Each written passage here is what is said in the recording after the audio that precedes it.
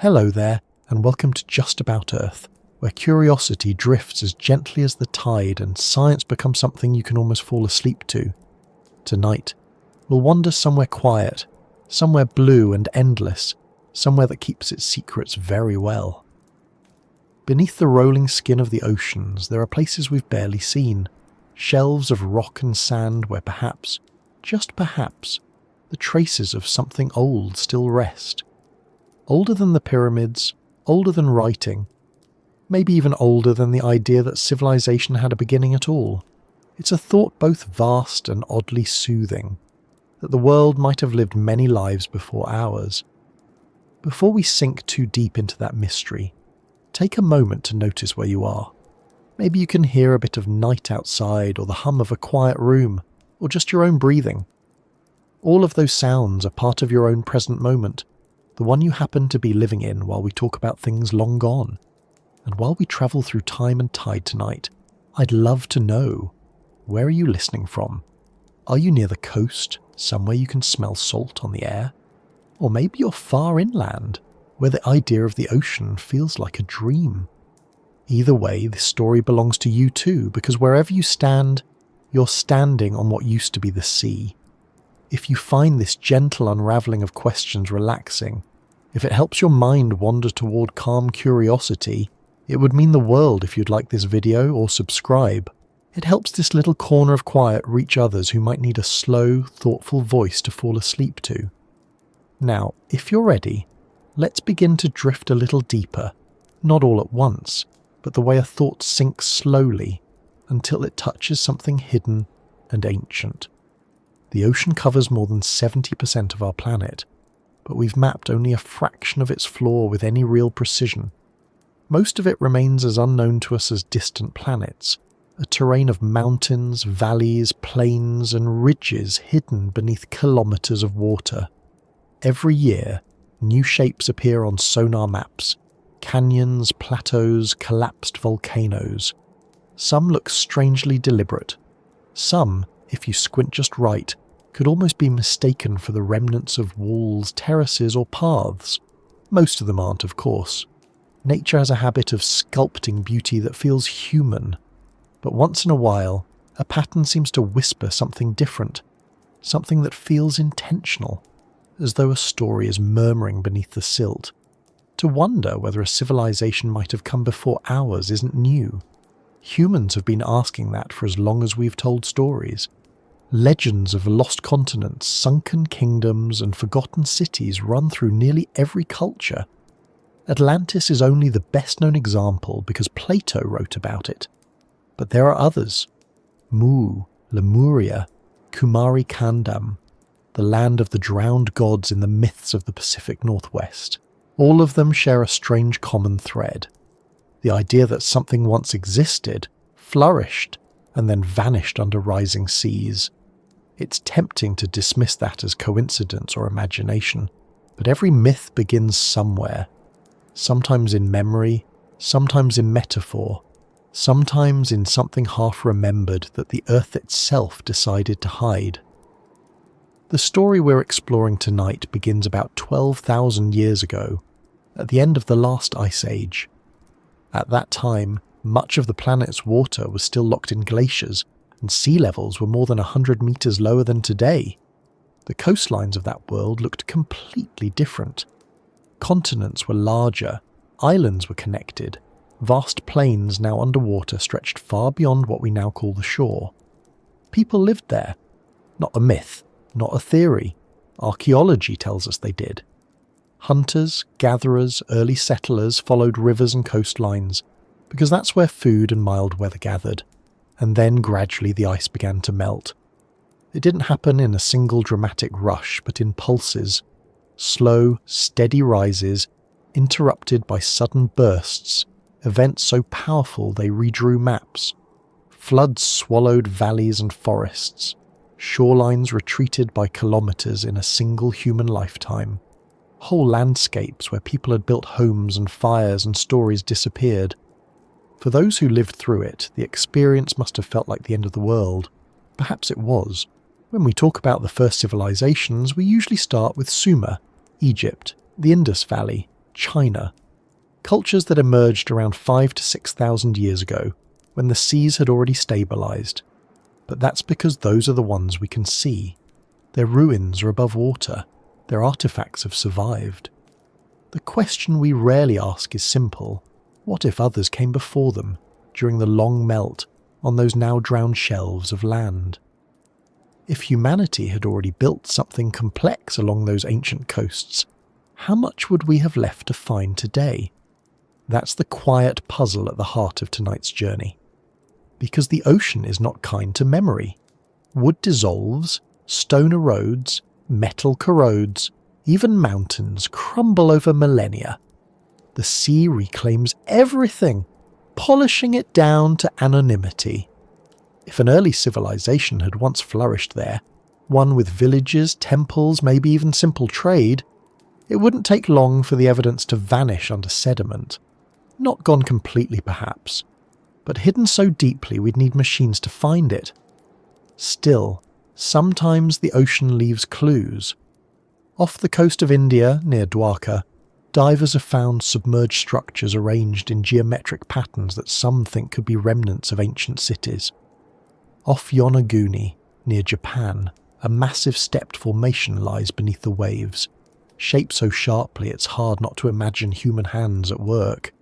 Off Malta, there are lines carved into bedrock that vanish into the sea. In the North Sea, between Britain and Denmark, sonar reveals the ghost of a vanished land called Doggerland, a broad, fertile plain that once connected islands now separated by deep water. Archaeologists have dredged up tools, bones, and remnants of forests there. People lived in that world. They watched the sea rise. They walked away as the water crept inland. If you look at the ocean not as a boundary but as a kind of mirror, you begin to realise how much of our history lies behind it. The first harbours, the first fishing settlements, the first attempts to tame the tides, they would all have been built at the edges of the world as it was then. And every few centuries that edge moved. The sea swallowed its own witnesses. What we now think of as the beginning of civilization might simply be the beginning of what's left above water. This idea isn't about fantasy. It doesn't need lost technology or forgotten gods. It only needs time.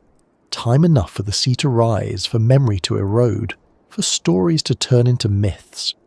Because humanity has been around far longer than our written history suggests. Homo sapiens as we are now have existed for at least 300,000 years. Civilization as we define it, cities, writing, agriculture, covers barely the last 5,000. That's 1.5% of our time as a species. So what happened in the other 98.5%? Were we simply wandering, forever primitive? Or did we build and lose and start again, over and over, leaving faint traces behind each time? It's a humbling thought that we might not be the first to reach this point of complexity, only the first whose record survived long enough to be read. The ocean might be keeping the others. Down there in the cold dark, there could be stone circles worn flat, tools buried under silt, or entire settlements encased in sand. We found hints of such things already, but they're rare, because exploring underwater archaeology is slow, expensive, and dangerous. For every square kilometre of ocean floor, thousands remain unseen. We're still in the infancy of searching. The technology that could help us, high-resolution sonar, deep-sea drones, sediment DNA analysis, is only now reaching the precision needed to pick out traces that small. Until recently we could only guess. Now we can scan entire coastlines, tracing the faint outlines of riverbeds and deltas that fed ancient populations. Each year reveals more, not grand temples, not proof of a forgotten super-civilization, but quiet confirmations that people lived along those vanished shores. And where people live, culture follows, memory follows, maybe even the first sparks of something we'd call civilization. Imagine a small settlement on the edge of the Sunda Shelf, 15,000 years ago. The sea is miles away. Forests stretch toward what is now Indonesia. Families build huts, fish in shallow lagoons, Watch the stars rise over lands that no longer exist. They live there for generations. The water rises so slowly that each child grows up thinking the shore has always been this close, until one day it isn't. Their descendants move inland, carrying their tools, their songs, and the faint ache of remembering where home used to be.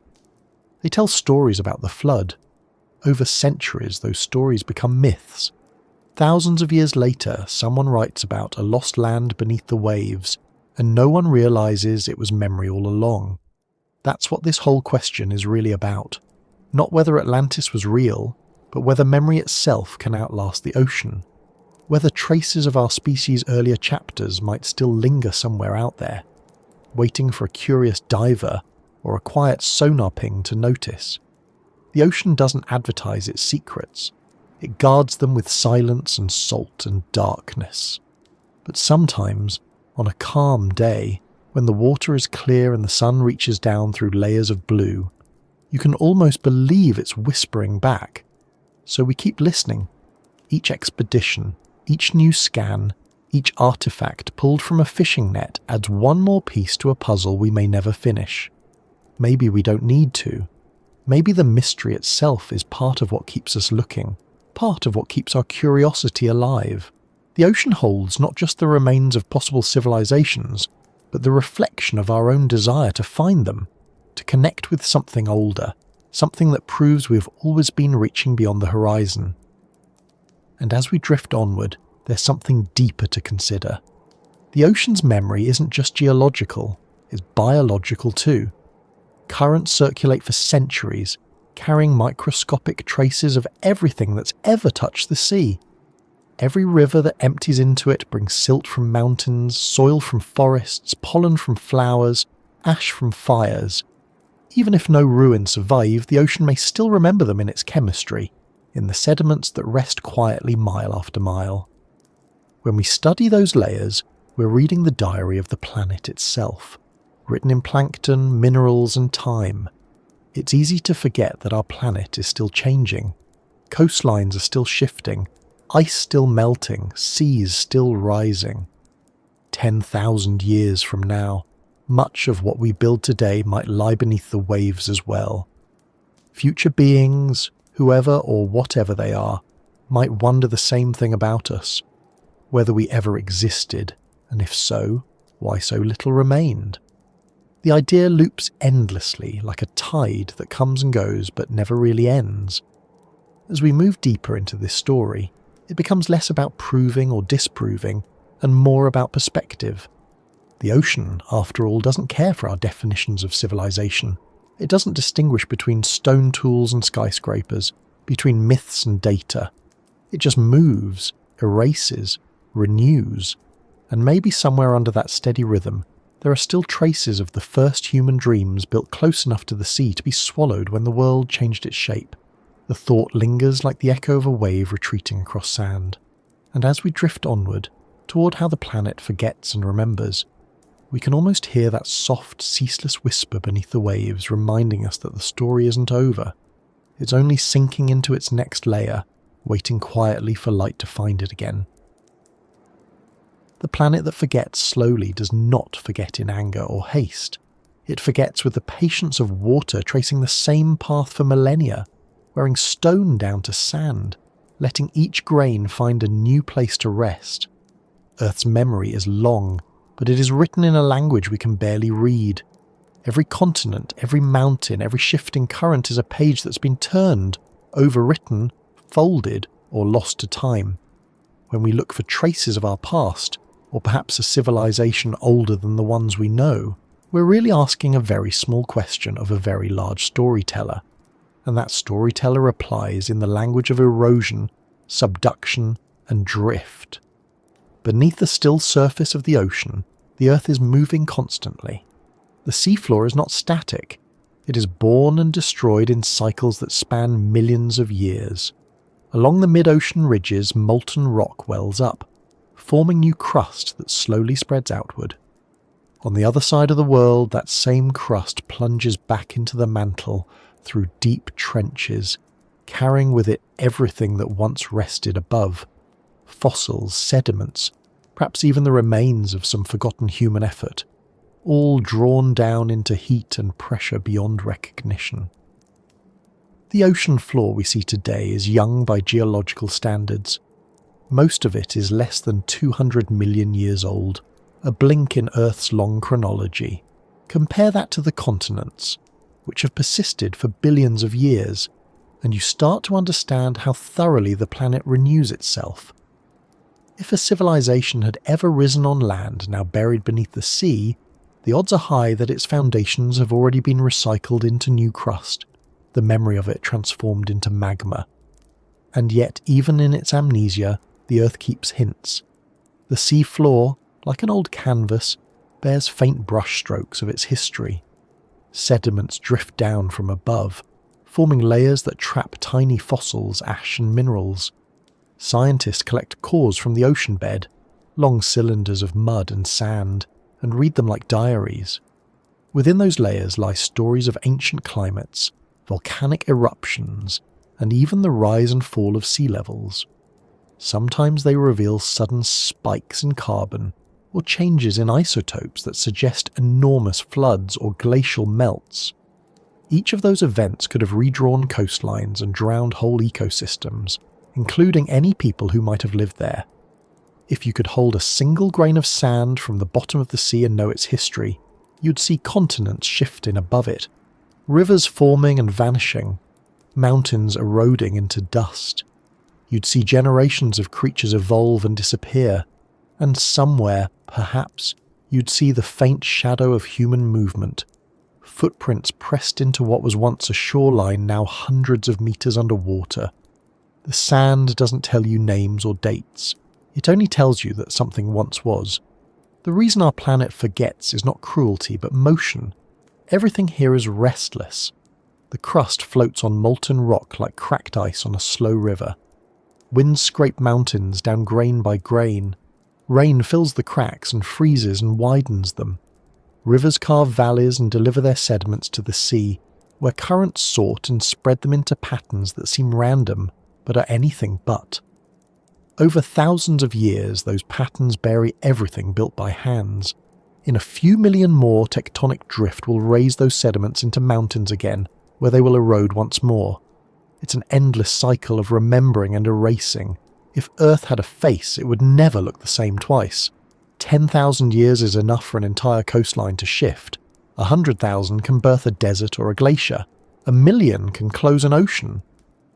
Civilizations, with all their stone and ambition, exist for moments within that scale. We call ancient what is barely visible to geology. The pyramids are 5,000 years old. The Grand Canyon took 6 million to carve. The ocean has reshaped the continents many times over since. So when we wonder whether an early civilization could have existed and been lost beneath the waves, it's less a question of possibility and more a matter of how easily the Earth might have turned the page on them. The process is subtle, but relentless. When sea levels rise, saltwater seeps into soil and weakens stone.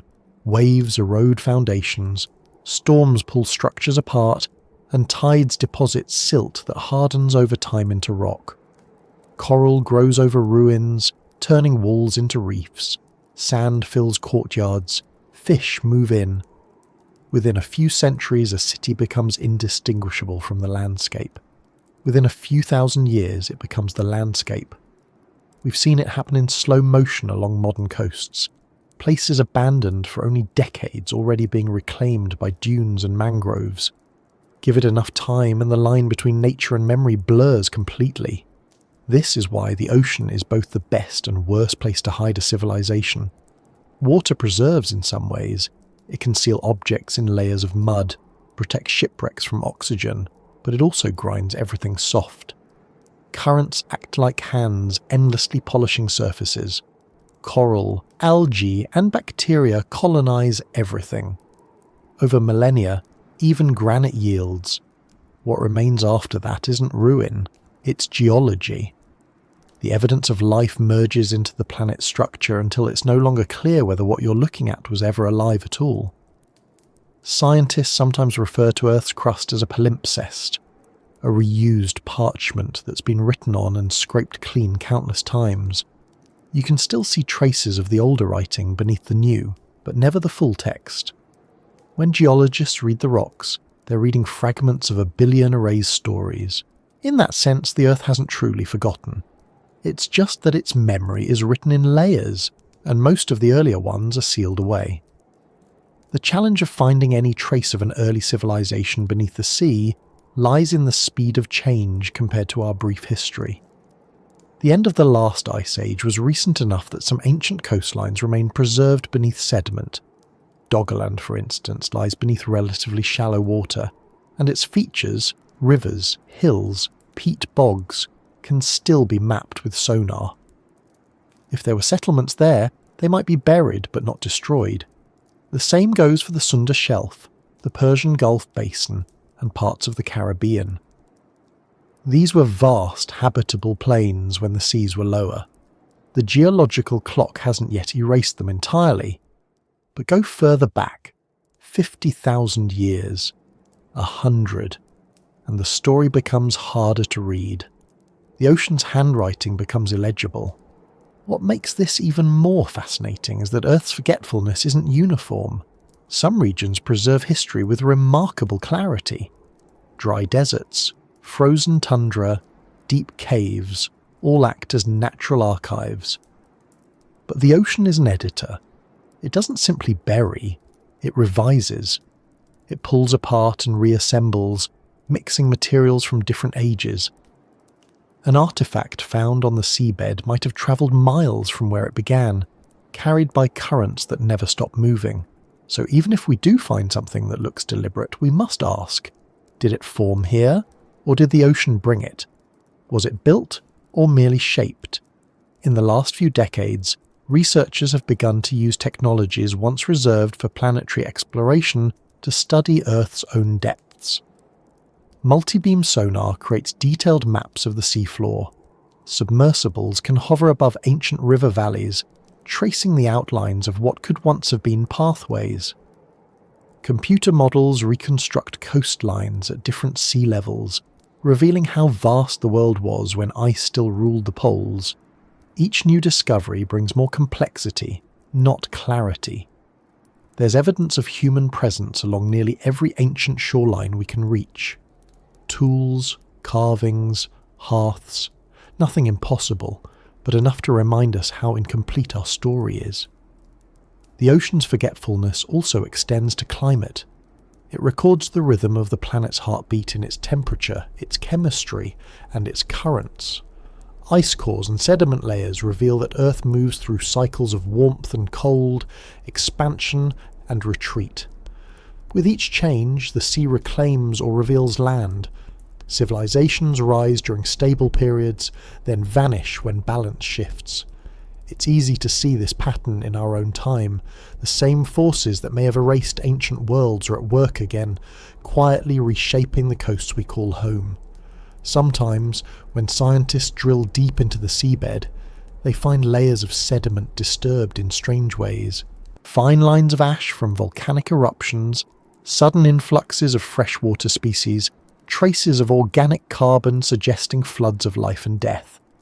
These are not human fingerprints, but they are reminders of how quickly the world can change. A single massive meltwater pulse, like those that ended the Ice Age, can raise sea levels by meters in a matter of decades. For people living then, that would have been within a lifetime, a creeping catastrophe that turned valleys into bays and homes into reefs. If any culture had built along those coasts, its story would have ended beneath the tide. The slowness of Earth's forgetting can be deceptive. We measure time in years, but the planet measures it in layers. Each centimetre of ocean sediment might represent hundreds of years of quiet accumulation. A single landslide can bury a landscape in minutes and preserve it for eternity. Somewhere down there, under kilometres of pressure and darkness, those moments are still entombed, like pages glued together. They wait for someone with the patience to peel them open. And yet, the more we learn about the ocean's ability to erase, the more miraculous it seems that anything survives at all. There are shipwrecks thousands of years old lying almost intact in anoxic waters. There are wooden canoes preserved in mud, human footprints fossilized in clay. There are shells carved into jewellery by hands long gone. Each survival is an act of defiance against time's tide. And if these small things can endure, perhaps something larger did too. Perhaps somewhere beneath the silt a pattern of stones remains in formation, waiting for a scanner to pass overhead and notice. The planet that forgets slowly also remembers selectively. It keeps what fits into its cycles and discards what doesn't. It records catastrophe with precision but loses the quiet days. That's true of our written history as well. We know about wars and extinctions, but not about ordinary mornings, not about the laughter or fears of people who watch the shoreline change. If an ancient civilization did exist along the now drowned coasts, what would it have looked like? Maybe it wasn't monumental at all. Maybe it was a network of villages, fishing communities, artisans, traders. Maybe civilization's first heartbeat was quieter than we imagine, and the planet's slow forgetting simply erased the subtle signs of it. We often think of history as linear, a rise from simplicity to complexity, but the Earth suggests something cyclical instead. Cultures could have emerged, flourished, and disappeared more than once, each time leaving a little behind, enough for the next to find. The tools of one age become the stones of another. The stories of one people become the myths of the next. The ocean doesn't stop us from remembering. It simply makes remembering harder. It asks us to listen more carefully. There's a strange comfort in knowing that the Earth forgets slowly. It means that while most details fade, the essence lingers somewhere, transformed but not destroyed. The calcium from old bones becomes limestone. The ash from fires becomes soil. Even civilizations, in some abstract way, become part of the planet's body. Their ruins turn to minerals, their metals to dust, their stories to sediment. They are gone, but they are also everywhere. If we could see time the way the planet does, we might realize that forgetting is just another form of transformation. Nothing truly disappears, it only changes shape. The sea that swallowed the coasts of early humans also gave rise to new habitats, coral reefs, and currents that nourish life today. The erasure that frustrates archaeologists is the same process that sustains the planet. The Earth forgets, but its forgetting is creation by another name. When we speak about the traces of a first civilization hidden beneath the oceans, we're not just speculating about a lost chapter of human history. We're also acknowledging the sheer power of the planet to renew itself, to smooth over the past with relentless grace. Maybe that's why the thought of something ancient and buried underwater feels so haunting. It's not just the mystery of what might be down there. It's the realization that everything we build now will someday join it. The skyscrapers, the roads, the lights we think will last forever. They're only temporary ornaments on a restless world. And still, we keep building, exploring, mapping. We keep asking questions, even knowing how partial the answers will be. That's what humans do. We dig into the Earth's memory even as it rewrites itself beneath us. Each discovery, no matter how small, is a moment of connection with something larger. When we find a tool or a footprint, we're not just uncovering the past, we're touching the slow pulse of the planet itself, feeling its rhythm through layers of stone and time. The planet that forgets slowly is still forgetting even now. Coasts are eroding, glaciers melting, new rivers forming. The process never stopped, and we're watching it happen from the inside. One day, far in the future, someone else might wonder about us. They might look at the ruins of our cities beneath new seas and ask if they were the first. They'll sift through sediments, pull up fragments, build stories, and wonder about the lives we lived on what to them will be the ocean floor. And the Earth, patient as always, will keep its own counsel, neither confirming nor denying, only moving, only changing, only turning its endless pages beneath the waves. And as that thought drifts gently toward the surface of your mind, you can feel the quiet pull of the current leading onward, toward the time when the seas began to rise and the world started reshaping itself once again. When the great sheets of ice began to melt, It didn't happen with sudden drama, though to those alive then, it must have felt like the world was changing beneath their feet. The process began quietly, almost imperceptibly, with drops forming where once there had been silence, with rivers trickling out from glaciers that had stood unchallenged for tens of thousands of years. The air grew a little softer, the seasons shifted, and the planet started breathing in a new rhythm. For nearly 2 million years, the Earth had moved in and out of ice ages like tides that came not in hours, but in epochs. But around 12,000 years ago, something different happened. The last great glacial cycle began to end, and the world, as humans knew it, began to drown. It's difficult for us to imagine the scale of what that really meant. Today, we picture the Arctic and Antarctic as the boundaries of the frozen world, but back then, ice covered nearly a third of the continents. Vast white domes stretched across North America, northern Europe and Siberia. Mountains that now seem ancient and exposed were buried in kilometres of ice. Sea levels were more than 100 metres lower than they are today. The planet looked different. The map of the world was not yet the one we know. Where we now have shallow seas, there were grasslands and forests. The British Isles were part of the European mainland. Asia was joined to North America by a vast land bridge. The coastlines of India, Australia and Southeast Asia extended far beyond their current reach. It was a connected world, open, cold, but full of life. When the climate began to shift, it did so for reasons both cosmic and local. The tilt of the Earth, the wobble of its orbit, subtle changes in the way sunlight touched the planet, all combined to tip the balance.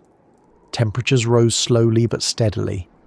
Glaciers started to retreat, exposing ground that hadn't seen daylight for millennia.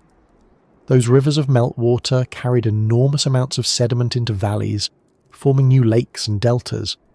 The planet's albedo, its ability to reflect sunlight, began to drop as white ice gave way to darker rock and soil, absorbing more heat.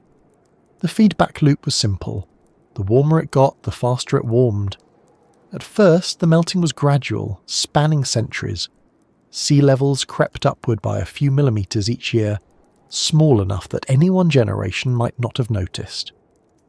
But then came the meltwater pulses, catastrophic surges that released unimaginable volumes of water into the oceans in a matter of decades. The most famous, known as Meltwater Pulse 1A, happened around 14,600 years ago. In that brief window of time, sea levels are thought to have risen by as much as 20 metres. To coastal dwellers of that age, the transformation would have been impossible to ignore. Valleys became inlets, hills became islands. What had once been distant waves lapping faintly against the horizon were now climbing the edges of forests. Imagine living at that time. You might have grown up in a world where the sea was far away, a shimmering boundary beyond fields and hills. You might have built homes near rivers that fed into that distant ocean. Over your lifetime, you'd begin to notice things changing. The tides reached a little farther inland each season. The fish that once lived in estuaries began to appear closer to your door.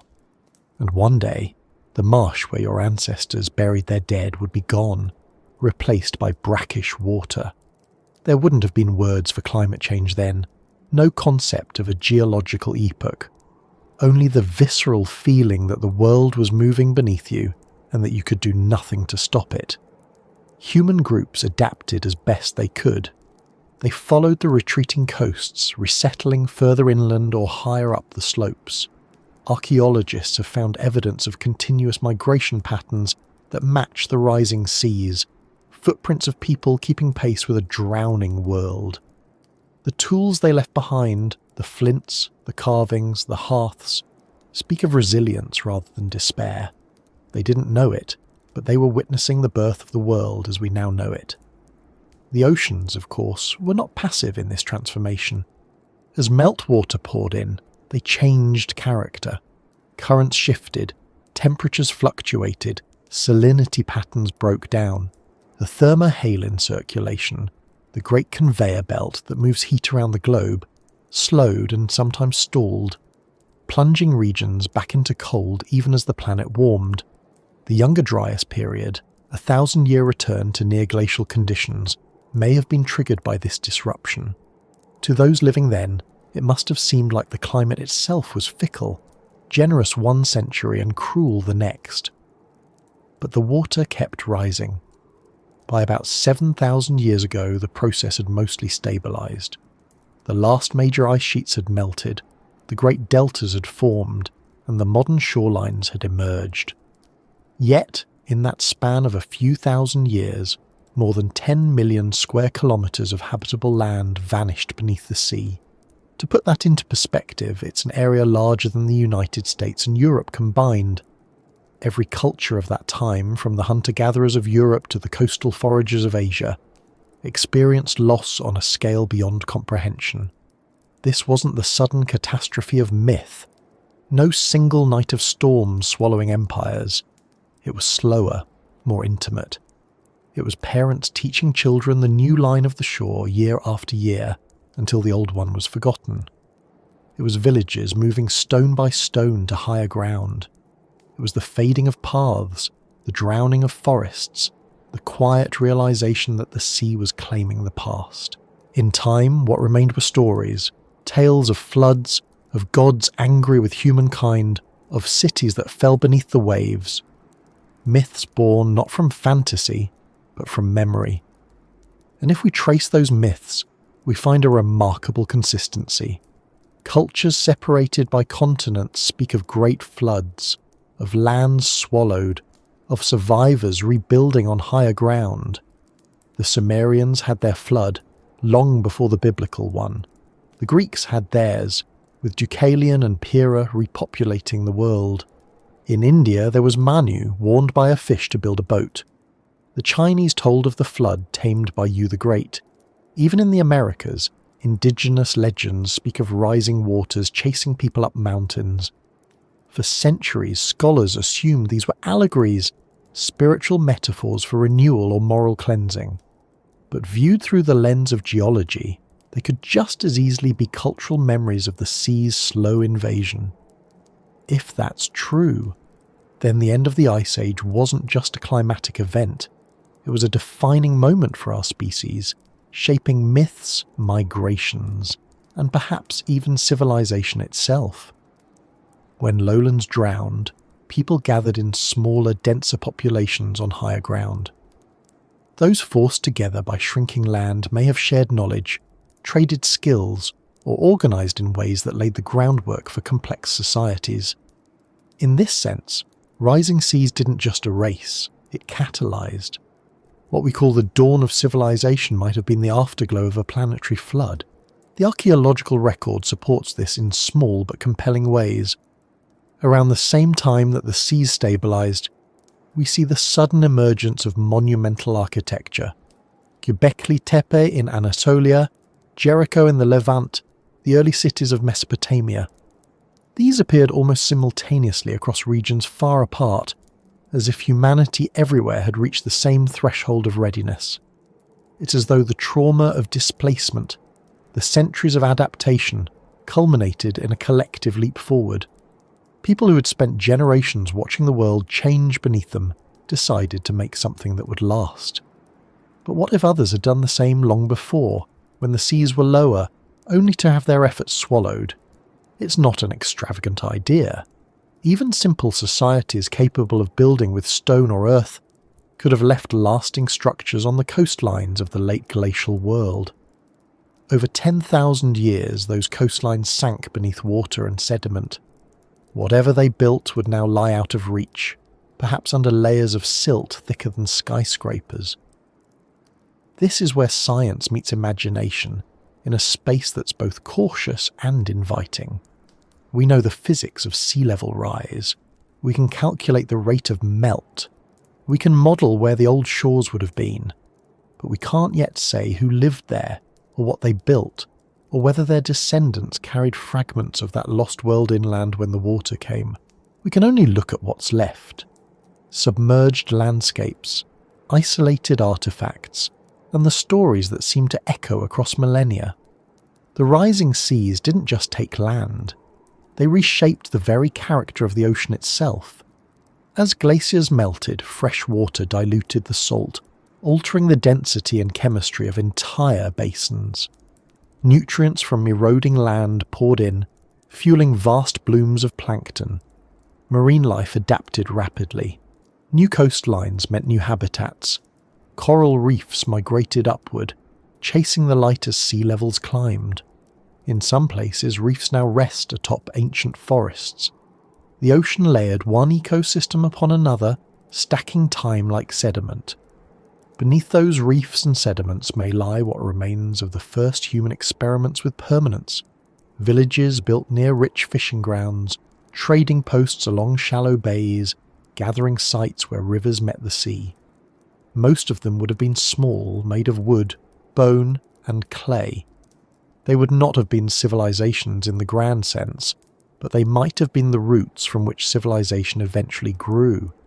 Their disappearance doesn't mean they never existed. It only means the sea was faster at rewriting history than we were at recording it. One of the most haunting aspects of this story is its quietness. There was no single day when people everywhere realized that the Ice Age had ended. It was a slow surrender, a conversation between water and land that lasted thousands of years. And yet the consequences were total. The world's shape changed. The air warmed. The patterns of wind, rain, and temperature that define our modern climate settled into place. The Earth we know, the one with stable seasons, familiar coastlines, and predictable weather, was born from that transformation. Everything we call history happened after the seas rose. We often think of water as the giver of life, but in this story it also becomes the keeper of secrets. Every metre of sea level rise-covered territory where humans once stood. Beneath the Mediterranean, the Black Sea, the Persian Gulf, the North Sea, and the coasts of Southeast Asia lie the bones of a world that ended before history began. Some of those places may hold artifacts, but most hold only silence. The materials of that age, wood, fibre, bone, rarely survive. What remains are impressions. The curve of a riverbed, the faint line of a terrace, the ghost of a hearth under layers of silt. When scientists map these underwater landscapes, they're not just reconstructing geography. They're tracing human experience. Each ancient valley once echoed with voices, with laughter, with the sound of animals and fire. Now those valleys are filled with fish and the hum of currents. It's a shift that's hard to comprehend, yet it happened everywhere.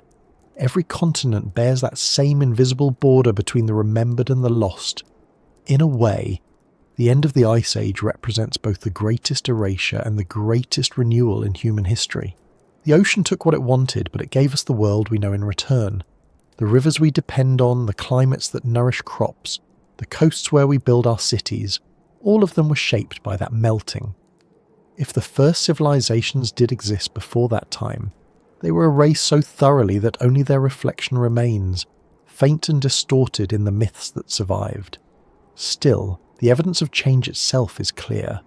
Coral reefs growing atop ancient dunes, marine sediments covering freshwater shells, entire forests preserved beneath saltwater mud.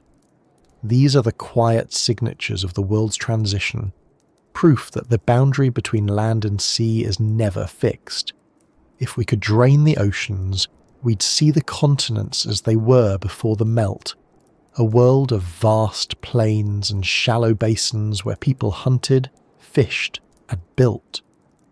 The lost landscapes would stretch far beyond today's coasts, reminders of how temporary all our maps really are.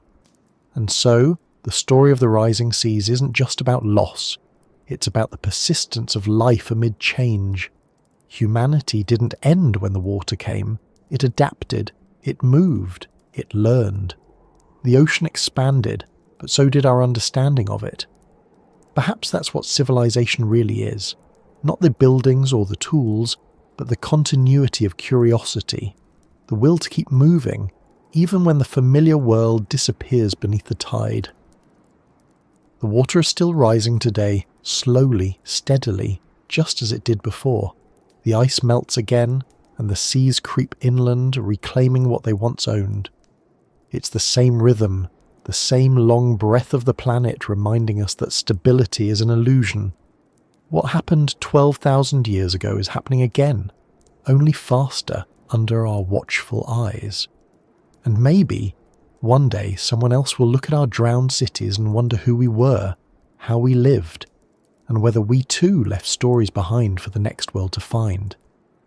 And as that thought drifts into the background, the picture widens further.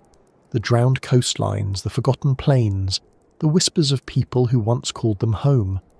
The world's memory deepens with each layer of water, carrying us onward toward the lands that vanished first and the clues they may still hold beneath the calm blue surface.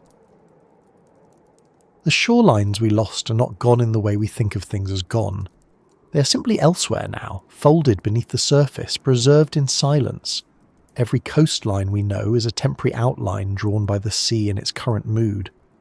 If you could see the planet as it was 10,000 years ago, the map would look familiar yet strangely wrong, like a half-remembered dream. The continents would be larger, the seas narrower, and the borders between them wide and green. Much of what we now call the ocean floor was once land, a mosaic of forests, plains, rivers and settlements that stretched beyond the reach of today's tides. When the ice melted and the seas rose, those ancient landscapes sank in stages. The process was so gradual that generations watched it happen and still couldn't quite grasp its permanence. Imagine living on the edge of what is now the North Sea, when it wasn't a sea at all but a vast expanse of fields and wetlands. To the people who lived there, it would have felt endless, a place of herds and rivers, a place where the wind carried the sound of birds instead of waves. Archaeologists call it Doggerland now, but it was once as real and alive as any country. Doggerland connected what are now Britain and mainland Europe. It stretched from the present-day coast of the Netherlands and Denmark all the way to what's now eastern England. For thousands of years, it was home to communities of hunter-gatherers who followed herds of reindeer and bison across its meadows. They built small camps along rivers and near lakes, left tools carved from bone and antler, and painted their stories in shelters of stone. As the ice sheets melted, the sea crept in from the north and west, flooding the valleys first, then the low plains. Over centuries, the rivers became estuaries, then bays, then deep channels. One day, the horizon changed forever. We know this not from legend, but from evidence pulled from the seabed. Fishing trawlers sometimes bring up pieces of mammoth bone, antlers shaped by human hands, and fragments of peat that once formed ancient marshes. In the mud, scientists find pollen from plants that no longer grow in northern Europe, and traces of freshwater mollusks that could only have lived in lakes and rivers.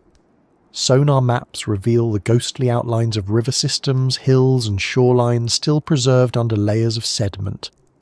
To look at them is to peer into a frozen moment of prehistory, when Europe's heartland stretched beneath what is now open sea. The loss of Doggerland was gradual but inevitable. Around 8,000 years ago, a massive event sealed its fate. Somewhere off the coast of Norway, a section of the continental shelf collapsed in what's known as the Storegga Slide. The resulting underwater landslide triggered tsunamis that tore across the North Atlantic. Waves up to 20 metres high would have crashed over the low-lying plains of Doggerland, inundating them with salt water. For the people living there, it was likely catastrophic. Those who survived fled to higher ground, carrying with them the memory of the flood. That memory, passed down over generations, may be the faint echo we still hear in myths of lost lands beneath the sea. Far to the east, another drowned world lies hidden beneath the waters between Southeast Asia and Australia. During the Ice Age, when sea levels were lower, the islands of Indonesia and Malaysia were part of a single landmass known as the Sunda Shelf. It connected mainland Asia to Borneo, Java, Sumatra and Bali, creating a vast tropical subcontinent larger than India. Rivers the size of the Amazon flowed across it, fed by monsoon rains. The landscape was rich with wildlife, elephants, tigers, giant tapirs, and it would have offered abundant food for early humans. evidence suggests that people lived there for tens of thousands of years, moving freely across the connected lands. Then, as the seas rose, the Great Plains fragmented into islands, valleys became straits, mountain ridges became archipelagos, communities that once traded and shared languages found themselves isolated. Over generations, their cultures diverged, their tools and traditions adapting to new environments. The genetic patterns we see in the peoples of Southeast Asia and Oceania today still carry the imprint of that separation. The rising seas didn't just reshape geography, they rewrote the human map. To the south, another land vanished, the continent-sized bridge known as Sahul, which once joined Australia, New Guinea and Tasmania. For early humans migrating out of Asia, Sahul was a single connected region, a continent of open plains, forests and inland seas. As the world warmed, the shallow lands between the islands flooded. Tasmania was the first to be cut off, then New Guinea. The Aboriginal peoples of Australia, whose oral histories stretch back tens of thousands of years, still tell stories of these changing shores. Some describe lands that were swallowed by the ocean, places where their ancestors once walked that now lie beneath the waves. Geological evidence supports these accounts. They correspond closely with the pace and pattern of post-glacial sea level rise. In this way, oral tradition preserves details of landscapes lost 8 or 9 millennia ago, a continuity of memory unmatched anywhere else on Earth. Across the globe, similar patterns emerge. The Persian Gulf, now filled with seawater, was once a fertile river valley. For most of the last ice age, it held a vast basin fed by the Tigris, Euphrates, Karun, and Wadi Batin rivers. Archaeologists refer to it as the Gulf Oasis, a region that could have supported human populations long before the rise of Mesopotamian civilization. When the sea flooded the basin around 8,000 years ago, those people would have moved north, toward the river's upper valleys, perhaps forming the roots of the societies that later built the world's first cities. The cradle of civilization may quite literally have been cradled by a sea that rose to reclaim it. The Black Sea tells another version of the same story. Around 7,500 years ago, it was a freshwater lake cut off from the Mediterranean. Then, as global sea levels rose, salt water from the Mediterranean poured in through the Bosporus, raising the lake's surface dramatically and transforming it into the sea we know today. Sediment layers on the seabed mark this sudden transition. Freshwater shells below, marine shells above. Along the ancient shores of that lake, archaeologists have found evidence of Neolithic settlements that were abruptly abandoned around the same time. The flood was neither myth nor exaggeration. It was a geological event that changed the course of human settlement in southeastern Europe.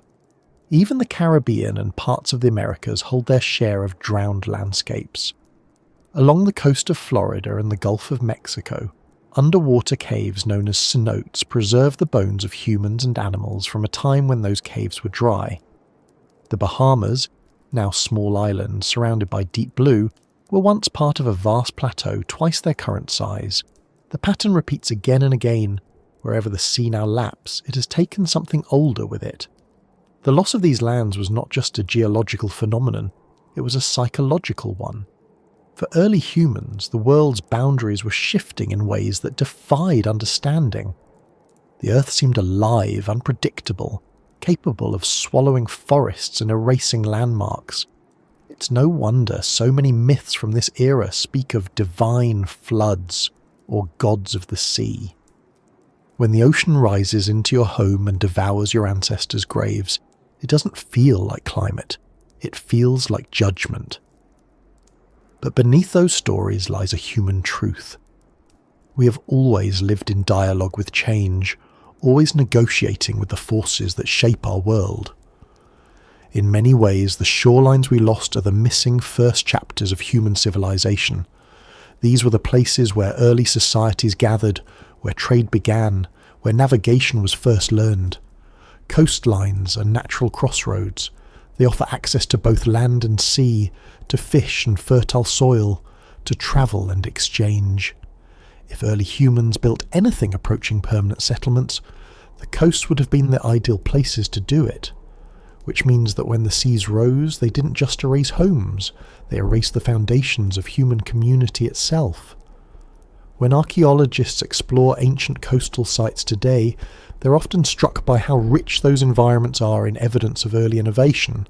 Fishing hooks, boats, pottery, tools for weaving and cooking all appear first along ancient shorelines. It's not difficult to imagine that the same was true for the coasts that now lie underwater. If we could lift the seas away for a moment and walk across those submerged plains, we might find not ruins of lost empires, but something more subtle and meaningful, the fingerprints of humanity learning to live together, to build, to adapt. The evidence for such places is fragmentary but growing. Off the coast of India, near the Gulf of Kambat, sonar scans have revealed structures buried under sediment, aligned in patterns that suggest deliberate construction. In the Mediterranean, divers near Israel and Greece have found submerged stone walls and roads dating back to the Neolithic. Off Japan's Yonaguni Island, an enormous stepped formation rises from the seafloor, sparking debate over whether it's natural or shaped by ancient hands. In the Baltic, off the coast of Germany, archaeologists discovered a stone structure more than 10,000 years old, likely used for hunting. Each of these findings is a small reminder that the human story extends far beyond the visible land. Yet for every discovery there are thousands of square kilometres still unmapped. The ocean hides more of our prehistory than any desert or jungle. The challenges of exploring it are immense. Poor visibility, deep water, strong currents, and the constant decay caused by salt and pressure. Traditional excavation methods don't work well there. Instead, scientists rely on technology, sonar imaging, remote-operated vehicles, sediment coring, to piece together fragments of the past. Each new survey reveals hints of river channels, terraces and formations that could once have been villages. Most remain unverified, not because the evidence isn't there, but because the tools to reach them are still catching up.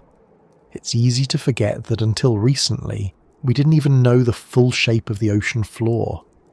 Only in the past few decades have satellites and sonar given us global maps of it, and even those are rough compared to what we know of the Moon or Mars. That's the irony. We've mapped other worlds more completely than our own. Somewhere beneath those blue expanses could be the remnants of the first experiments in civilization, patiently waiting for the day we finally look closely enough to see them. The shorelines we lost are not gone beyond reach. They're simply hidden in a dimension of time we haven't fully uncovered. Their presence lingers in the sediment, in the genetic patterns of fish and coral, in the stories passed down by coastal peoples. They shape our present without us realizing it. The currents that flow over them influence weather and climate. The minerals eroded from their rocks feed plankton blooms that sustain life across the seas. Even in disappearance, they continue to participate in the life of the planet. If you stand on any modern beach and look out to sea, you're standing on the edge of what was once inland. The waves that touch your feet have rolled over forests, over riverbanks, over the remnants of camps where people once sat around fires. The horizon hides more of our past than the stars ever could.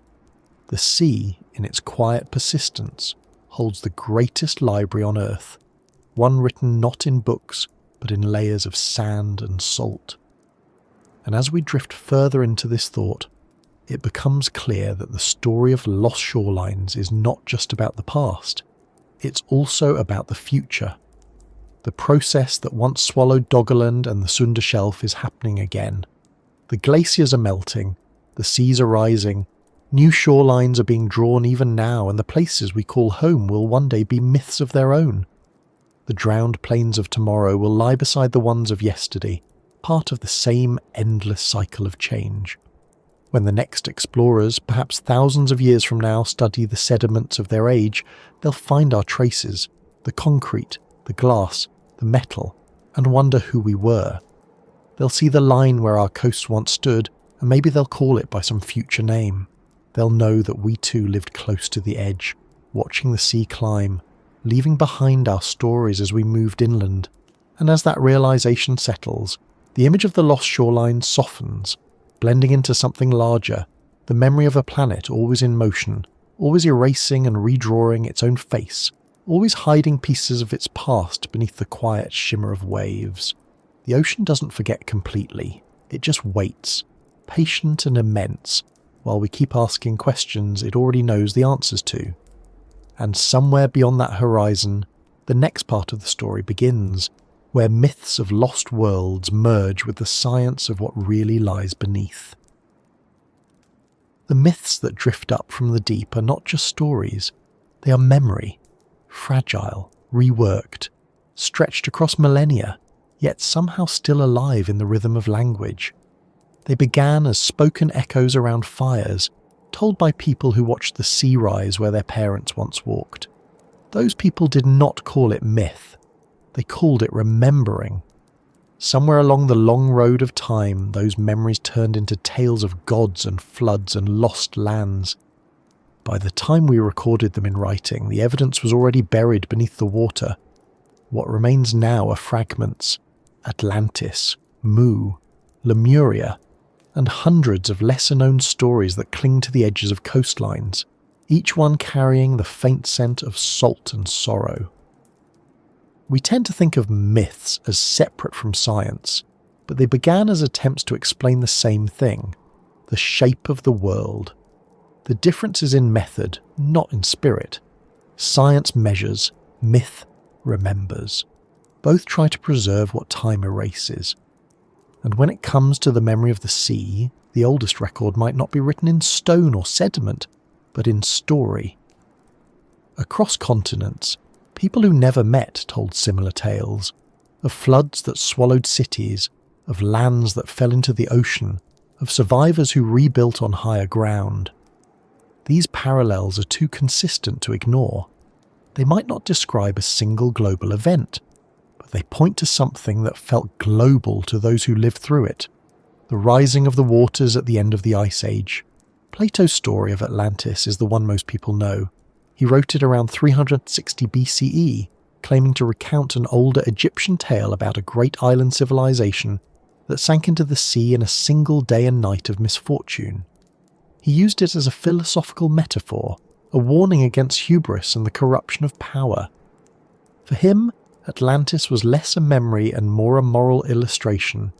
Yet the power of the story lies in its realism. The details, the location beyond the Pillars of Heracles, the concentric rings of canals, the sudden submersion, sound eerily like the world-shaping floods that ended the last ice age. Even if Atlantis never existed as a physical place, the story resonates because it reflects something humans across time have witnessed: the sea taking back the land. But Plato's account is only one thread in a much older and broader fabric of flood myths. In Mesopotamia, long before the Greeks, the Sumerians told of Ziusudra, a man warned by a god to build a boat before the flood destroyed humanity.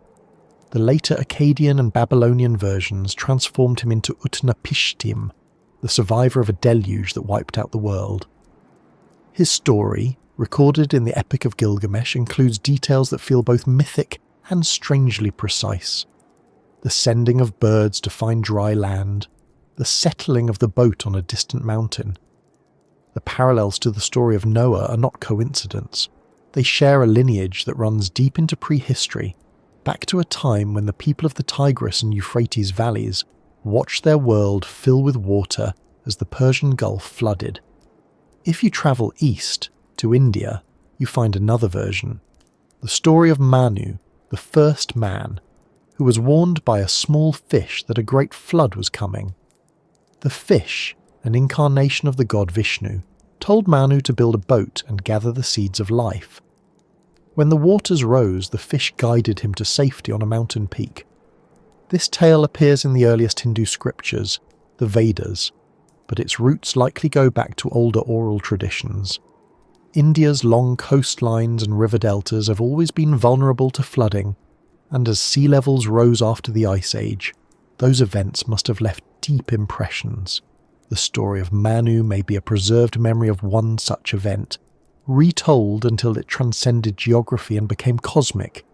In China, ancient texts tell of the Great Flood that covered the land for generations until a hero named Yu learned to control the waters by channeling them rather than blocking them. Unlike the Western stories, this version focuses not on divine punishment, but on human ingenuity, on the act of adaptation. It may echo the long struggle of Neolithic communities along the Yellow River, whose floodplains were shaped again and again by rising waters. The myth endures because it speaks to an enduring truth. The water always returns, and survival depends on learning to move with it. Far across the world, in the Americas, flood stories appear with the same persistence. The Hopi tell of previous worlds destroyed by water, with only a few chosen people saved in hollow reeds.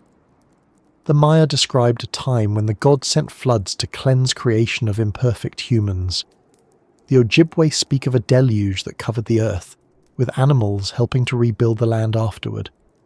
In the Andes, Incan legends recall a flood that wiped out early humans, leaving only 2 survivors on a mountain peak. Each story has its own cultural meaning, but the common thread remains: the earth once drowned and people survived. Even in the islands of the Pacific, where the ocean is both home and threat, there are stories of lost lands. Polynesian oral histories tell of Hawaii, the ancestral homeland now beneath the sea. In the Indian Ocean, Tamil legends speak of Kumarikandam, a great land south of India that sank beneath the waves. In Japan, Shinto texts describe how the god Izanagi stirred the ocean to create islands from chaos, a metaphor for emergence after submersion. These myths differ in tone and geography, yet they orbit the same ancient anxiety, that the sea gives life, but also takes it.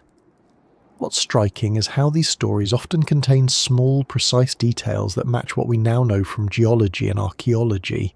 They describe not just generic floods, but specific changes. The sea rising gradually, coasts vanishing, islands appearing. They preserve the emotional truth of an event long after its physical traces vanished. For early humans, storytelling was the only form of recording available. A memory passed by voice could outlast stone if it kept being told. Over generations, the storytellers changed names, added gods, shifted moral meanings, but the shape of the event stayed. The flood myths we read today may be the fossilized remains of first-hand accounts, preserved in culture instead of clay. For scientists studying human prehistory, these stories are more than folklore. They are data, albeit encoded in metaphor. Linguists and anthropologists have begun to compare them systematically, tracing their distribution and evolution.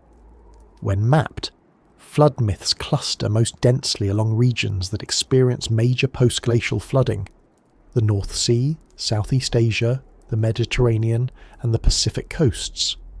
Oral traditions among Aboriginal Australians describe specific drowned landscapes, reefs, bays, and islands that align with geological reconstructions of ancient shorelines. In some cases, the correlation is so precise that scientists use the stories to guide their fieldwork. What once seemed pure legend is becoming a form of unwritten history. The idea that myth can preserve geological memory challenges our assumptions about time. We like to think written history is the limit of knowledge, but oral traditions can span far deeper. Some Aboriginal songlines, narrative pathways across the land, may encode observations of sea level rise that happened more than 7,000 years ago. They speak of ancestors walking to islands that are now submerged, of coastlines that once extended far beyond their current reach. For a culture rooted in continuity, story is not fiction, it's a living map. In the Mediterranean, where cultures have traded and fought for thousands of years, flood legends overlap and merge. The Greek tale of Deucalion and Pyrrha mirrors the Near Eastern flood myths, but with local colour: Zeus instead of Enlil, Mount Parnassus instead of Mount Nizia. Beneath that surface, though, lies a memory of real floods that reshaped the Aegean and Black Seas. When the Bosporus broke open and Mediterranean waters poured into the Black Sea basin, the transformation would have been dramatic enough to inspire generations of awe. To those living near its shores, it might indeed have seemed as if the gods had opened the gates of the sea. Atlantis, despite centuries of speculation, remains the most enduring symbol of these drowned memories. It has been relocated on maps by dreamers to nearly every part of the world, from the Azores to Antarctica, from the Caribbean to the Sahara. Each theory reveals less about the truth of Atlantis and more about our fascination with the idea of a lost origin. We want to believe that something great came before us, that civilization is older than its surviving ruins. But perhaps the real Atlantis is not a single city, but the sum of all the drowned lands of the late Ice Age, the Doggerlands and Sunder Shelves, and Gulf oases that together formed a submerged world. When the sea rose, those worlds disappeared, and the collective memory of their loss condensed into one enduring story. There's something profoundly human in that condensation. We simplify the incomprehensible into a single image, a single name. Atlantis stands for every vanished shore, every forgotten village, every drowned field. It is both myth and metaphor for the fragility of progress. Plato used it to warn that arrogance leads to ruin, but the myth's deeper power lies in its melancholy, its recognition that nothing, no matter how advanced, can resist the patience of the sea. Modern archaeology, cautious as it must be, treats such stories as hints rather than evidence. But hints can be powerful. They can tell us where to look. In the case of the Black Sea flood, for instance, geologists William Ryan and Walter Pittman in the 1990s proposed that the sudden influx of Mediterranean water around 7,500 years ago could have inspired the flood myths of Mesopotamia and beyond. Their hypothesis remains debated, but it encouraged a generation of underwater research. Expeditions found ancient shorelines, river valleys, and even submerged settlements beneath the waves. The myth led the science, and science gave the myth a frame. This interplay between imagination and evidence is part of what makes the study of ancient floods so compelling. We stand at the intersection of two ways of knowing, one measured, one remembered. The scientific method demands proof, replication, and clarity. Myth operates on resonance. It survives because it feels true, not because it can be verified. Yet sometimes these two paths cross, and when they do, they illuminate each other. A core sample from the seabed, showing a sudden change in sediment, tells us that something massive happened. A story passed down for 5,000 years tells us what it felt like. Together they complete the picture. There's another layer to these stories, one that speaks to how humans understand time itself. In flood myths, time collapses. The ancient and the recent merge. A single flood becomes every flood. The story of loss becomes a framework for identity. People tell these tales not only to explain the past, but to prepare for the future. They teach that change is inevitable, that water always returns, that survival depends on humility. That lesson, once born from the memory of the last great melt, remains as relevant now as it was then. If the sea does hide traces of the first civilizations, those traces might be simpler than we imagine. Villages, fishing grounds, places of ritual. But the stories of their loss have outlived the ruins themselves. The ocean may erase stone, but it cannot erase memory so easily. The mind keeps what the earth forgets, passing it forward in the only durable medium we've ever truly mastered: storytelling. Each retelling adapts to its time, acquiring new meaning, but the core endures. The sea rose, the land vanished, people survived. That's the essence of almost every flood myth, stripped of divine punishment or moral lesson. It's not just a warning, it's a testimony. When we listen to these myths now, with the knowledge of geology behind us, they become something different. Not superstition, but history filtered through human experience. They remind us that science and myth are not rivals but partners, each recording what the other cannot. Science tells us how much the seas rose. Myth tells us how it felt to watch it happen.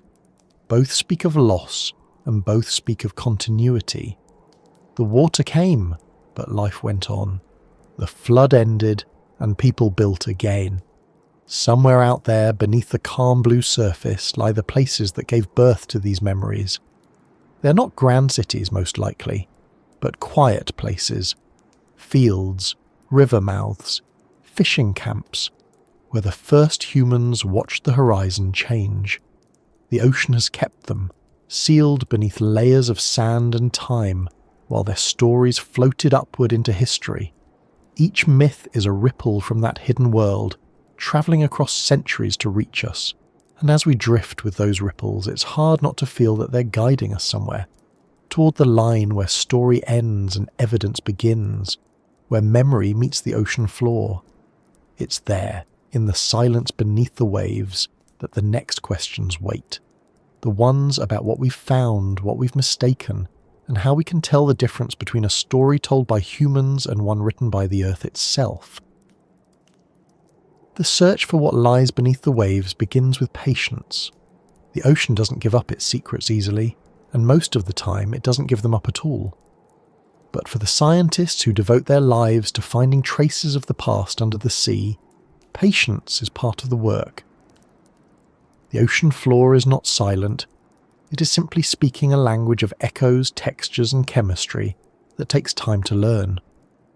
When we talk about the science of submerged ruins, what we're really talking about is how we've begun to translate that language, one sonar ping and sediment sample at a time.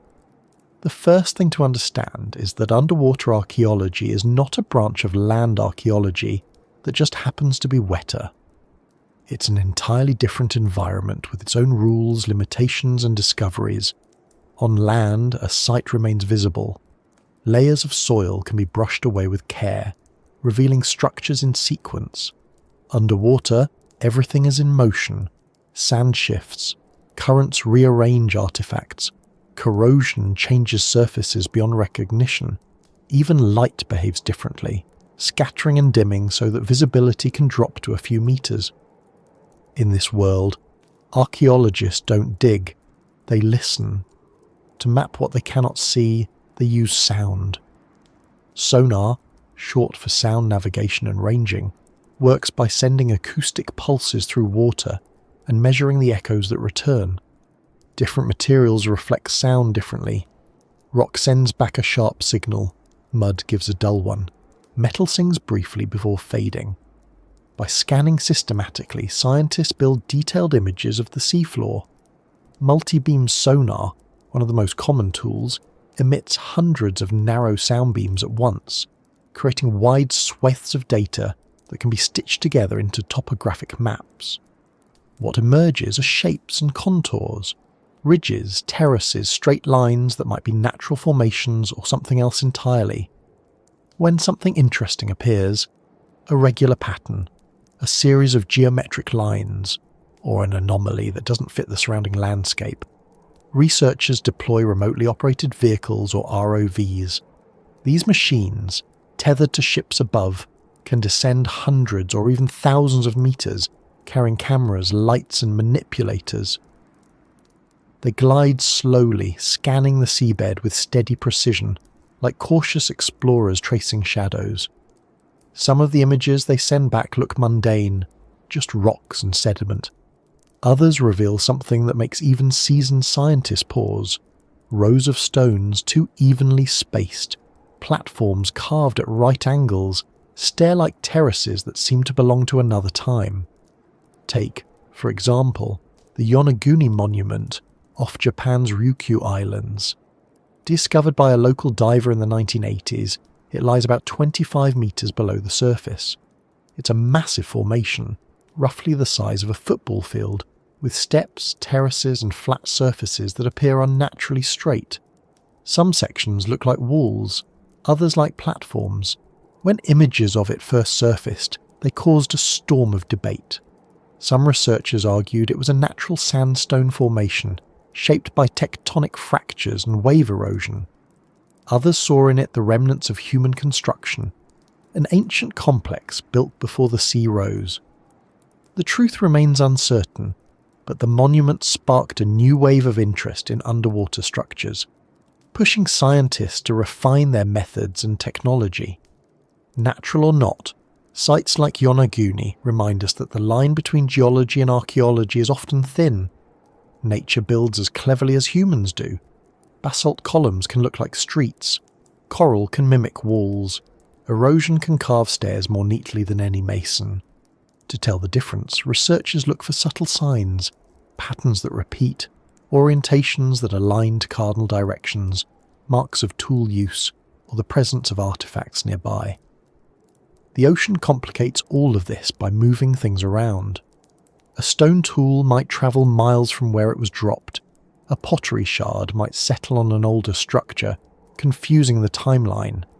Each clue must be weighed, tested, and placed within the context of everything else the site reveals. Sonar and ROVs are only the beginning. Newer techniques push the boundaries of what we can detect. Sub-bottom profilers send low-frequency sound waves deep into sediment layers, creating cross-sectional images that reveal buried structures or old riverbeds. Side-scan sonar, which paints acoustic images of the seafloor, can show the outlines of roads, walls, or shipwrecks. LiDAR, used from aircraft or drones in shallow waters, measures the reflection of laser pulses to create high-resolution maps that reveal features invisible to the naked eye. Then there's the chemistry. Sediment cores, cylindrical samples extracted from the ocean floor, act as time capsules. Layer by layer, they record changes in environment, from fresh water to salt water, from river delta to open sea. A sudden spike in organic carbon might indicate human activity. Microscopic charcoal could signal fires. Traces of pollen tell scientists what kinds of plants once grew nearby, helping reconstruct the landscape before it drowned. By dating these layers through radiocarbon analysis, researchers can build precise timelines. In some cases, even DNA can help. Sediments preserve fragments of environmental DNA, microscopic genetic material shed by organisms into their surroundings. By sequencing these traces, scientists can identify what species lived in a particular place thousands of years ago. If marine DNA suddenly appears in a layer that previously held terrestrial life, it means the sea arrived at that level. In this way, genetics becomes a tool not just for studying life, but for mapping the changing face of the planet. When these techniques come together, they form a kind of forensic science of time. A sonar image shows the shape of the past. A sediment core tells the sequence of events. DNA and chemical traces fill in the texture of life that once existed there. Piece by piece, the picture sharpens. Sometimes it reveals the mundane, an ancient river channel, a natural ridge. But sometimes it shows something unmistakably deliberate. Stones arranged in circles, hearths filled with charcoal, tools lying where they fell. These are the quiet moments when science touches the edge of myth, when what was once a story whispered through generations becomes something you can hold in your hand. In the Mediterranean, such moments have already occurred. Off the coast of Israel lies Atlit Yam, a Neolithic village submerged about 10 meters underwater.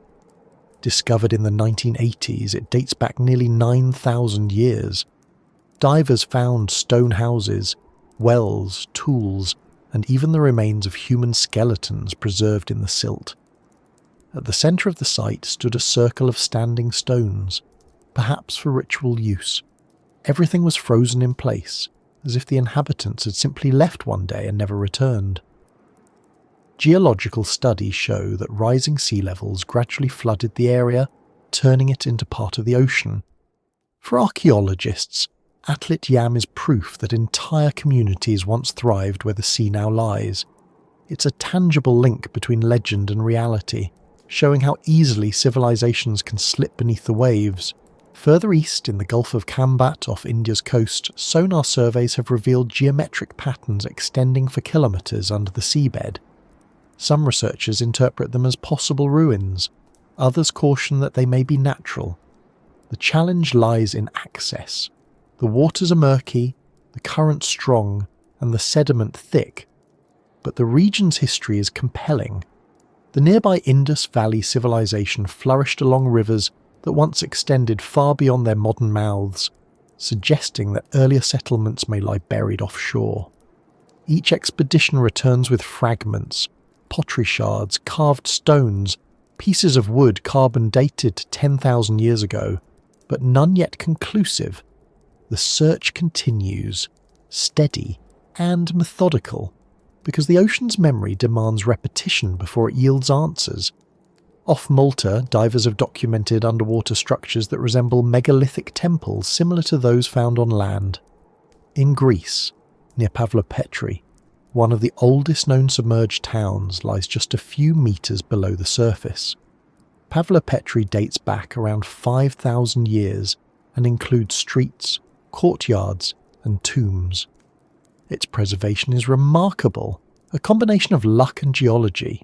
The seabed there is stable, and the sand covered the ruins gently, sealing them away. Sites like this demonstrate how thin the boundary is between land and sea, and how easily human history can slip from one to the other. The Mediterranean holds hundreds of similar sites, many still being catalogued. Ancient ports, shipyards and harbours lie scattered along its coasts, reminders that humans have always built close to water. For every known site, countless others likely lie deeper, where the continental shelves drop away. Modern technology is finally making it possible to explore these depths systematically. Autonomous underwater vehicles, equipped with AI-driven sensors, can now scan vast areas autonomously, identifying anomalies with precision that would have been impossible a generation ago. What was once guesswork is becoming data. Yet, even as our tools grow more sophisticated, the interpretation remains an art as much as a science. The ocean doesn't preserve neatly. A ruin might look pristine in one place and eroded to nothing a few meters away. Layers of sediment might compress artifacts from different ages into the same stratum. To understand such complexity, scientists collaborate across disciplines. Geologists, oceanographers, archaeologists, chemists and engineers, all working together to reconstruct not just what lies beneath, but how it got there. Sometimes the results are humbling. Sites once thought to be ancient cities turn out to be natural formations. Others, dismissed as random rock piles, reveal under careful analysis the telltale symmetry of human design. Science advances through correction as much as discovery. The ocean, in this sense, teaches humility. It reminds us that certainty is rare and that even the clearest image can be misleading. But it also rewards persistence. Each confirmed site expands the map of human history, pushing the timeline of settlement and culture a little further back. Each find proves that people lived closer to the changing sea than we once thought possible. Even small discoveries, a hearth, a fragment of tool, a wall foundation, add to a growing understanding that early humans were not merely nomads chasing food. They were builders, engineers, and observers who adapted to their environments with remarkable skill. The science of submerged ruins also forces us to rethink what we mean by civilization. We often define it by monumental architecture, pyramids, temples, palaces, but those are the survivors, not the beginnings. True civilization may have started in places that left no stone behind, where communities first settled long enough to develop memory, ritual and continuity. If those places now lie underwater, then the ocean floor is not a graveyard but an archive of civilization's infancy. To study it is to accept frustration. Most expeditions return with more questions than answers. Equipment malfunctions, weather changes, currents bury what was exposed just weeks earlier. Funding runs out before surveys can finish, but each challenge underscores the scale of the task. The seafloor covers more than 2/3 of the planet, and less than a fraction of 1% has been explored in archaeological detail. That vastness is both daunting and exhilarating. For every disappointment, there's the awareness that something extraordinary could still be waiting, hidden beneath a thin layer of sand a few centimeters deep. Sometimes, discoveries happen by accident. A diver searching for shipwrecks stumbles upon ancient stone formations. A fishing trawler hauls up artifacts in its nets. A sonar scan meant for pipeline planning reveals the outline of a forgotten shoreline. Many of the most significant finds began this way, serendipity meeting curiosity. The ocean, though vast, occasionally rewards those who listen carefully. In recent years, even satellites have joined the search. Though they cannot see through water, they can detect subtle differences in sea colour and surface patterns that indicate underwater structures. Combined with sonar and bathymetric mapping, they create multi-layered reconstructions of ancient coastlines. Digital models can now simulate what these regions looked like before the flood. Scientists can walk virtually across landscapes that haven't existed above water for 10,000 years, tracing river valleys, lakes, and even the faint grid lines of possible human habitation. The deeper we look, the more we realise how incomplete our knowledge has been. The story of humanity did not begin in deserts or river valleys alone. It began wherever the boundary between land and sea offered life and movement. The ocean was not an obstacle.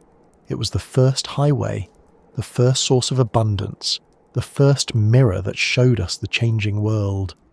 The ruins we find beneath its surface are not isolated curiosities, but parts of that original network. They tell us that the beginnings of civilization were more widespread, more coastal, and more complex than we once imagined. What makes this exploration so mesmerizing is that it's as much about the present as the past. The same forces that drowned those ancient worlds are at work again. The same technologies used to study lost cities are being used to monitor modern coasts. Every sonar map of a submerged ruin is also a warning, a glimpse of what happens when the balance shifts. The sea has always been patient, but never still. For now, the scientists continue their quiet work, mapping, sampling, analysing, waiting for the next anomaly that might rewrite a small corner of history. They know the odds, but they also know the reward, the possibility of finding that one unmistakable sign of human intention carved into the ocean floor.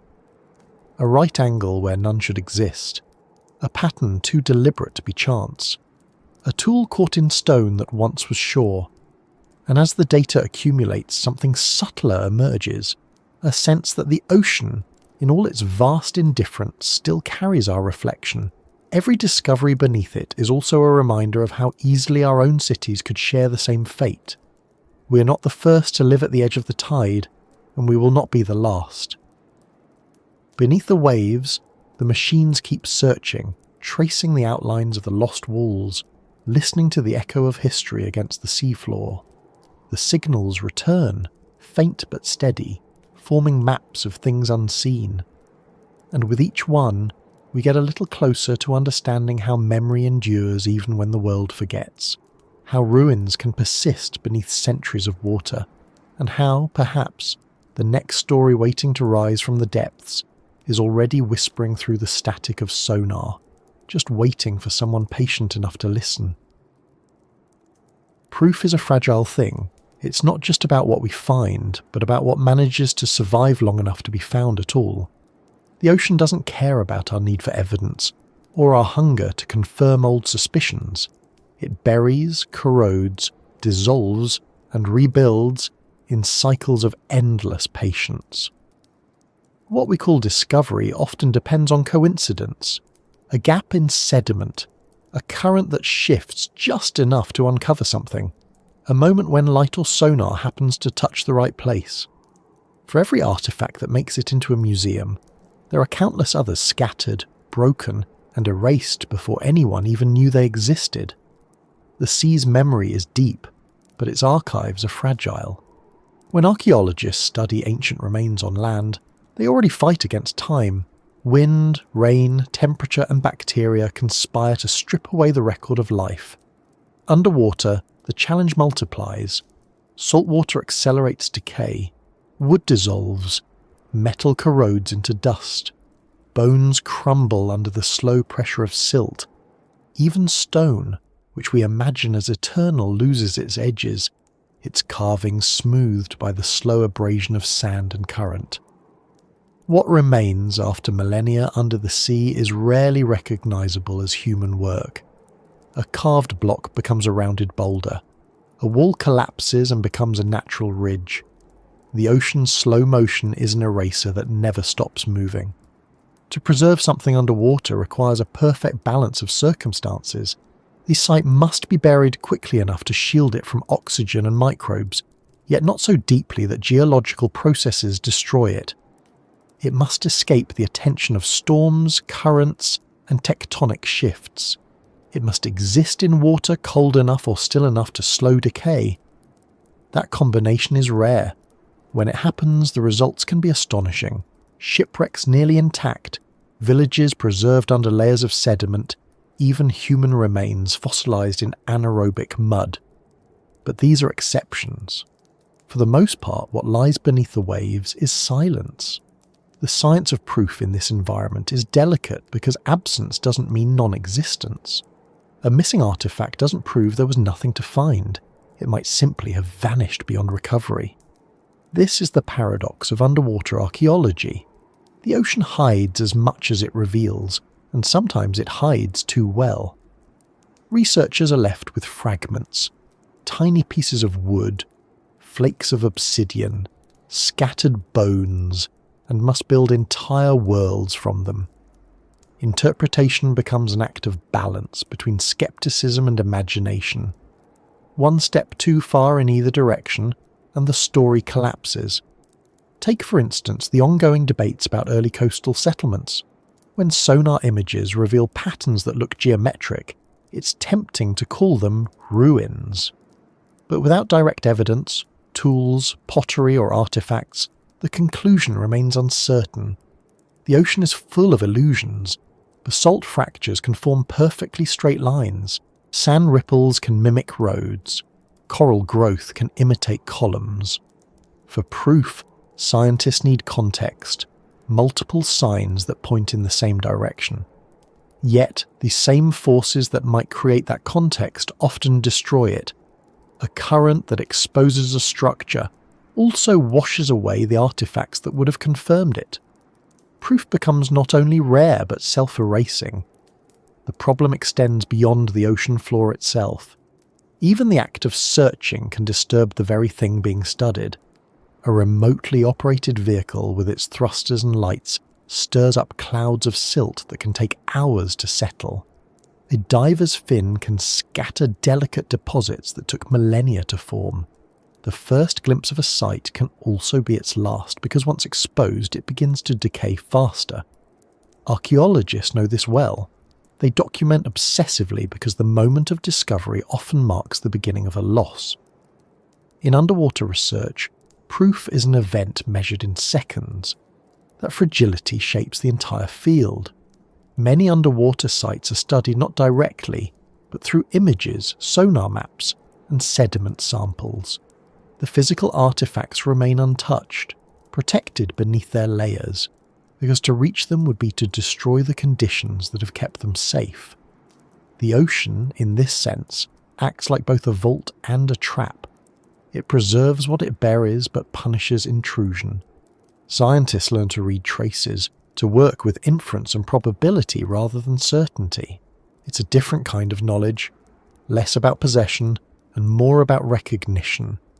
Sometimes proof takes the form of absence itself.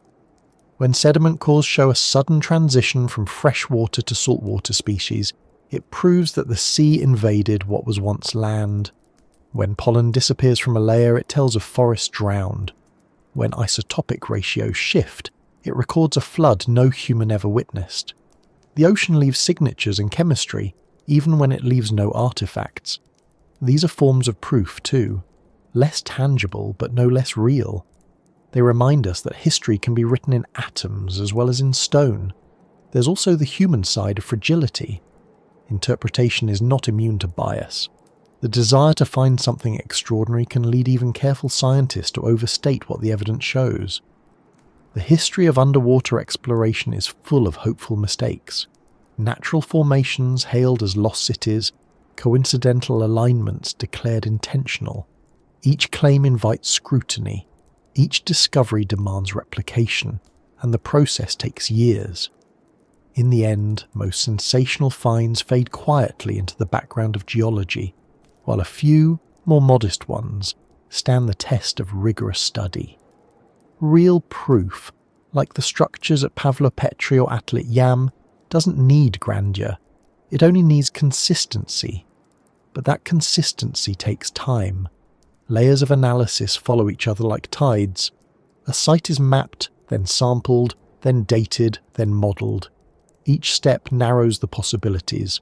Each brings its own uncertainties. Radiocarbon dating, for instance, depends on organic material surviving long enough to measure. In salt water, that's rare. Stone tools can't be dated directly. Scientists rely on the context around them, the sediment, the shell fragments, the mineral deposits that form afterward.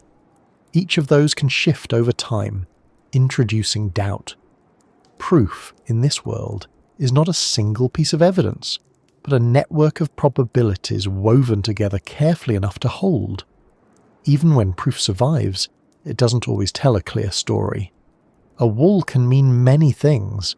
It might be a foundation, a boundary, or a natural formation mistaken for both. A scatter of tools might indicate habitation or simply a place where objects were lost. The human urge to find pattern in chaos can mislead as easily as it guides. That's why the most experienced underwater archaeologists speak not of discovering civilizations but of investigating possibilities. Their language is cautious, respectful of the ocean's ability to deceive. The fragility of proof also reflects the fragility of memory itself. Just as physical traces fade, so do the stories that accompany them. Oral traditions preserve much, but they too evolve. A flood becomes a divine act. A vanished land becomes a kingdom. And over centuries, the details that might have once been evidence blur into symbolism. When myth and geology meet, the overlap is tantalizing but uncertain.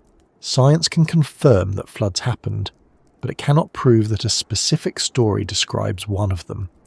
The connection between evidence and experience remains an unbridgeable gap.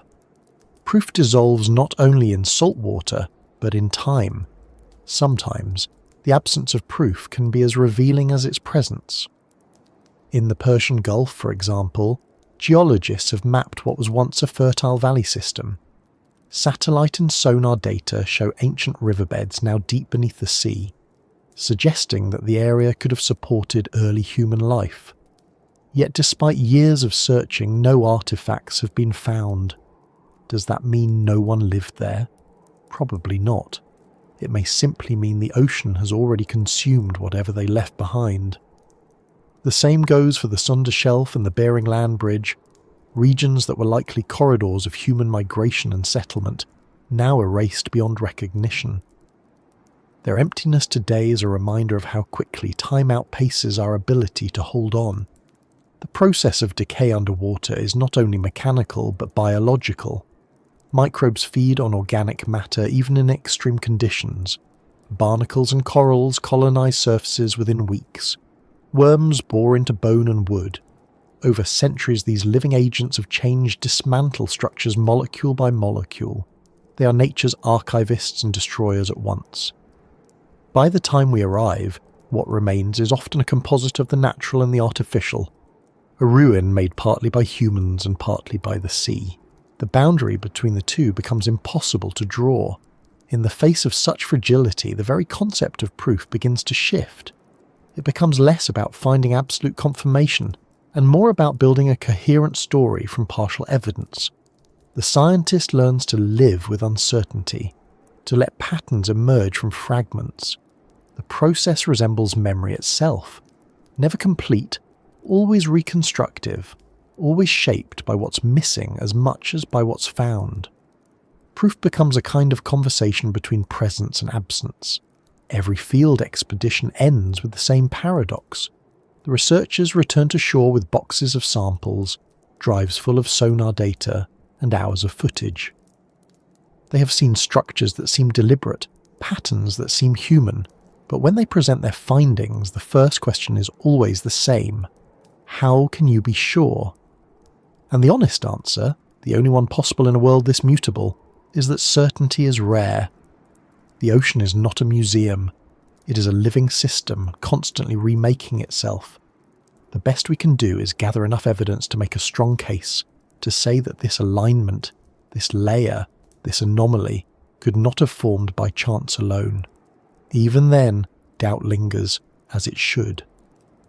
That doubt, however, is not defeat. It's what keeps the search alive. The fragility of proof ensures that curiosity never ends. Each unanswered question leads to another dive, another scan, another attempt to read the seafloor's shifting script.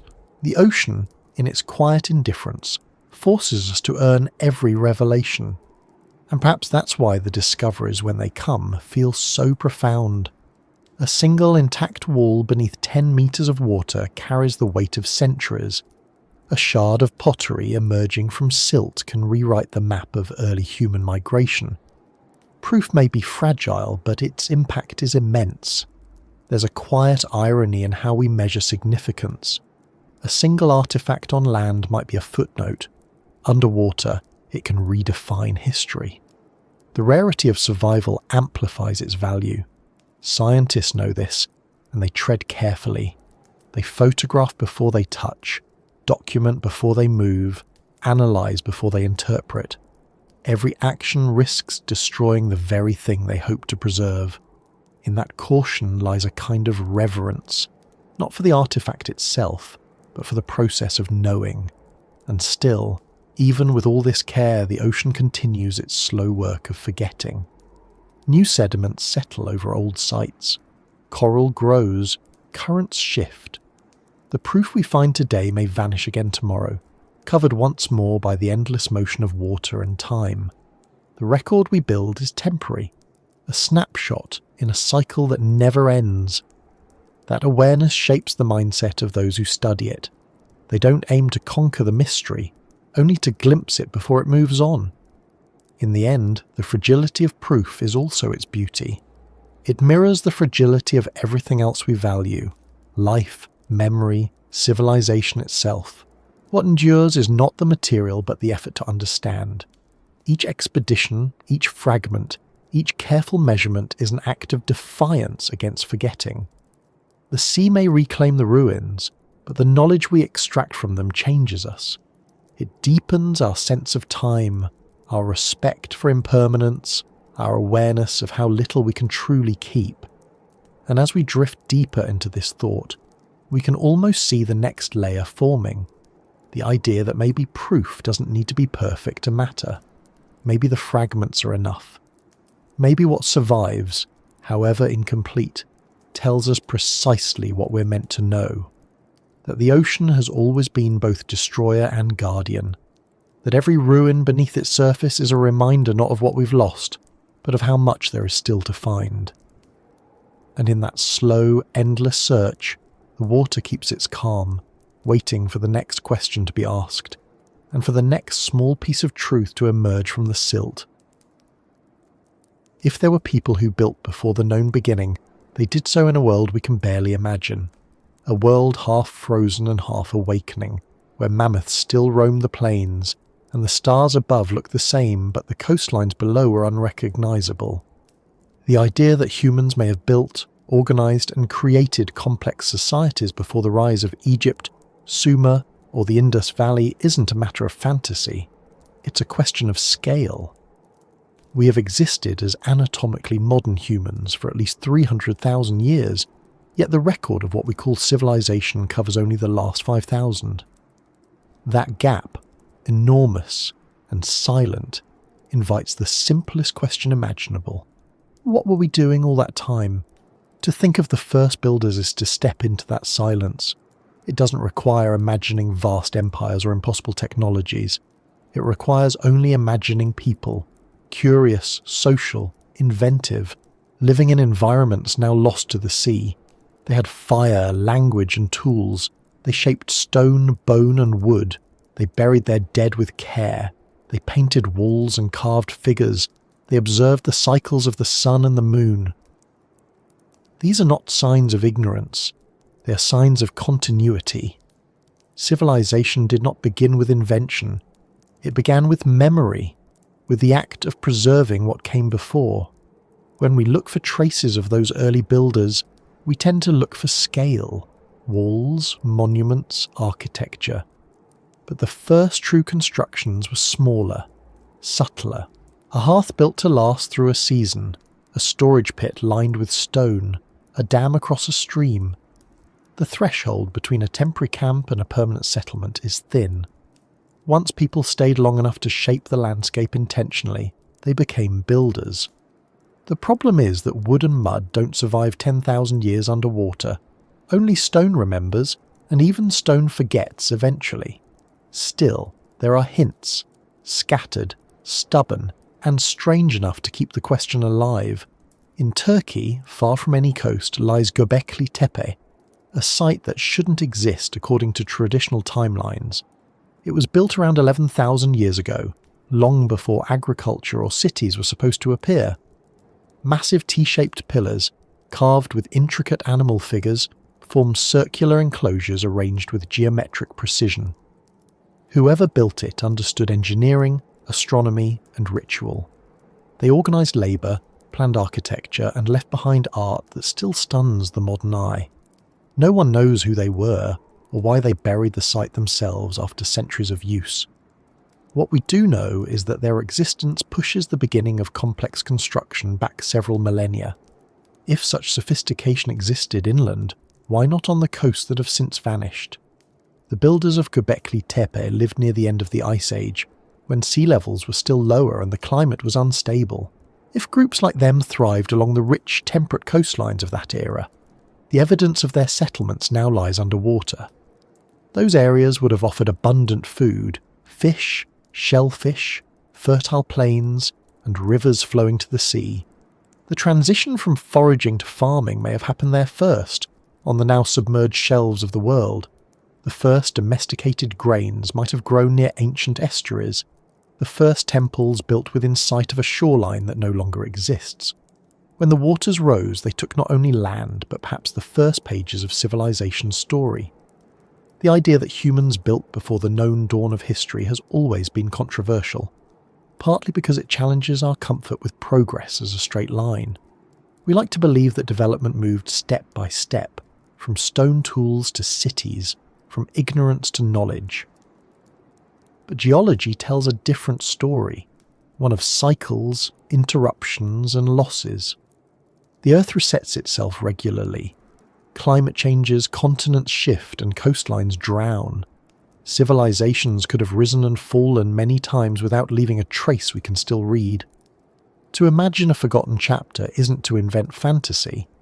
It's to recognise how incomplete the surviving record truly is. Consider what we know of early human capability. By 50,000 years ago, our ancestors were already making composite tools, sewing clothing, and creating art. They built boats capable of crossing significant distances. Reaching Australia, for example, required navigating open sea. They traded obsidian and shells across hundreds of kilometres. These are not the actions of simple nomads. They show planning, cooperation, and an understanding of geography. It's not difficult to imagine that somewhere, in a favourable climate, such groups settled long enough to experiment with permanent structures. Perhaps they learned to shape stone into dwellings. Perhaps they organised rituals, built gathering spaces, and began forming the social hierarchies that define civilization. Most of the places where this could have happened are now drowned.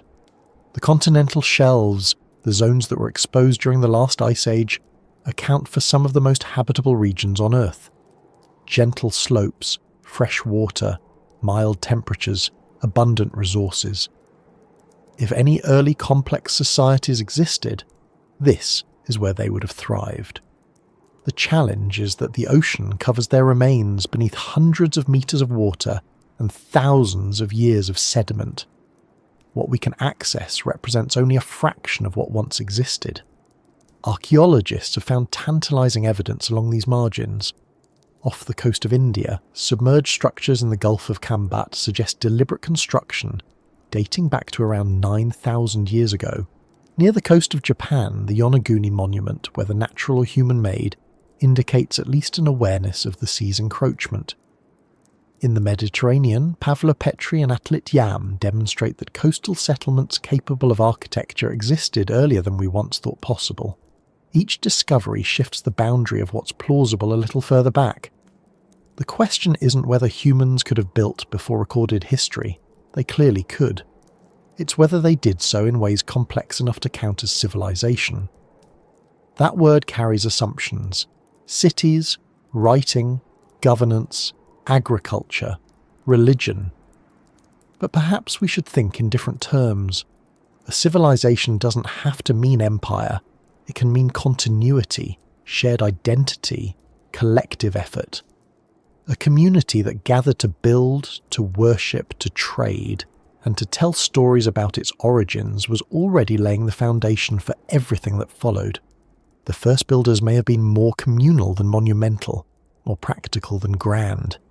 If we accept that possibility, then the lack of monumental ruins underwater makes sense. These early societies may have left traces too subtle for us to recognize. Terraces cut into rock, small shrines, harbours, or irrigation systems now obscured by coral. Their architecture might have been perishable.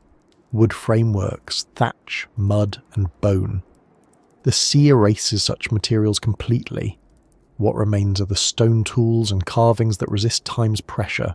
When those are found, far from known sites, they raise questions that standard timelines can't easily answer. The story of the first builders might also be one of migration.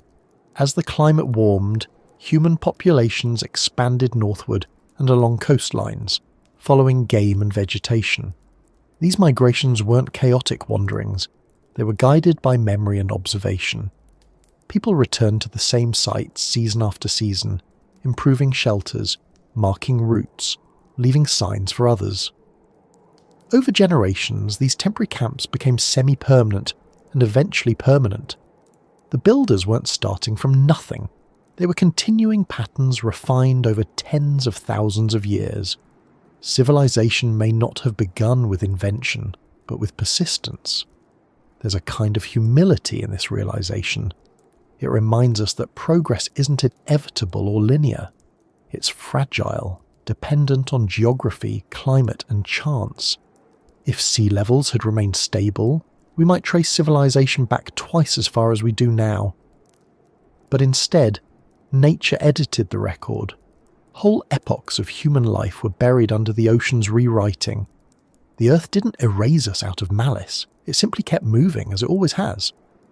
For scientists trying to find proof of those first builders, the difficulty lies in distinguishing human design from natural form. The ocean sculpts with remarkable precision. Erosion, sedimentation, and biological growth can mimic intentional structures. To prove otherwise requires context, artifacts, stratigraphy, datable organic material. Without those, even the most convincing pattern remains uncertain. And yet, every few years, new evidence surfaces that keeps the question open. A hearth, preserved under sediment. A worked stone tool found miles offshore. Pollen from cultivated plants beneath marine deposits. Each clue, isolated though it may be, points toward a deeper story still hidden beneath the sea. The search for these beginnings has become a discipline of patience. Geologists map ancient coastlines, identifying areas that would have been habitable. Oceanographers study currents and sedimentation rates to predict where traces might survive. Archaeologists deploy sonar and submersibles, scanning for anomalies that break the natural rhythm of the seafloor. It's a global effort, spanning from the North Sea to the Indian Ocean, from the Mediterranean to the Caribbean. The discoveries may be scattered, but their pattern suggests something larger. Humans were everywhere, building, adapting, and watching the waters rise. There's a quiet satisfaction in imagining those early builders at work. Picture them, on a morning long before the pyramids, shaping stones to fit together more closely than chance would allow. They might not have thought of themselves as architects. They were simply making a place to belong. Their tools were simple, their methods slow, but their intention, permanence, was the same as ours. They too wanted their shelters to endure storms, their shrines to outlast memory.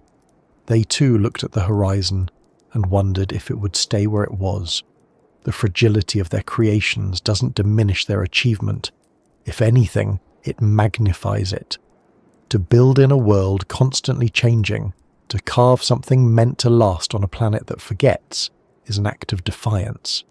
Every wall, every hearth, every stone aligned with the stars was a statement against impermanence.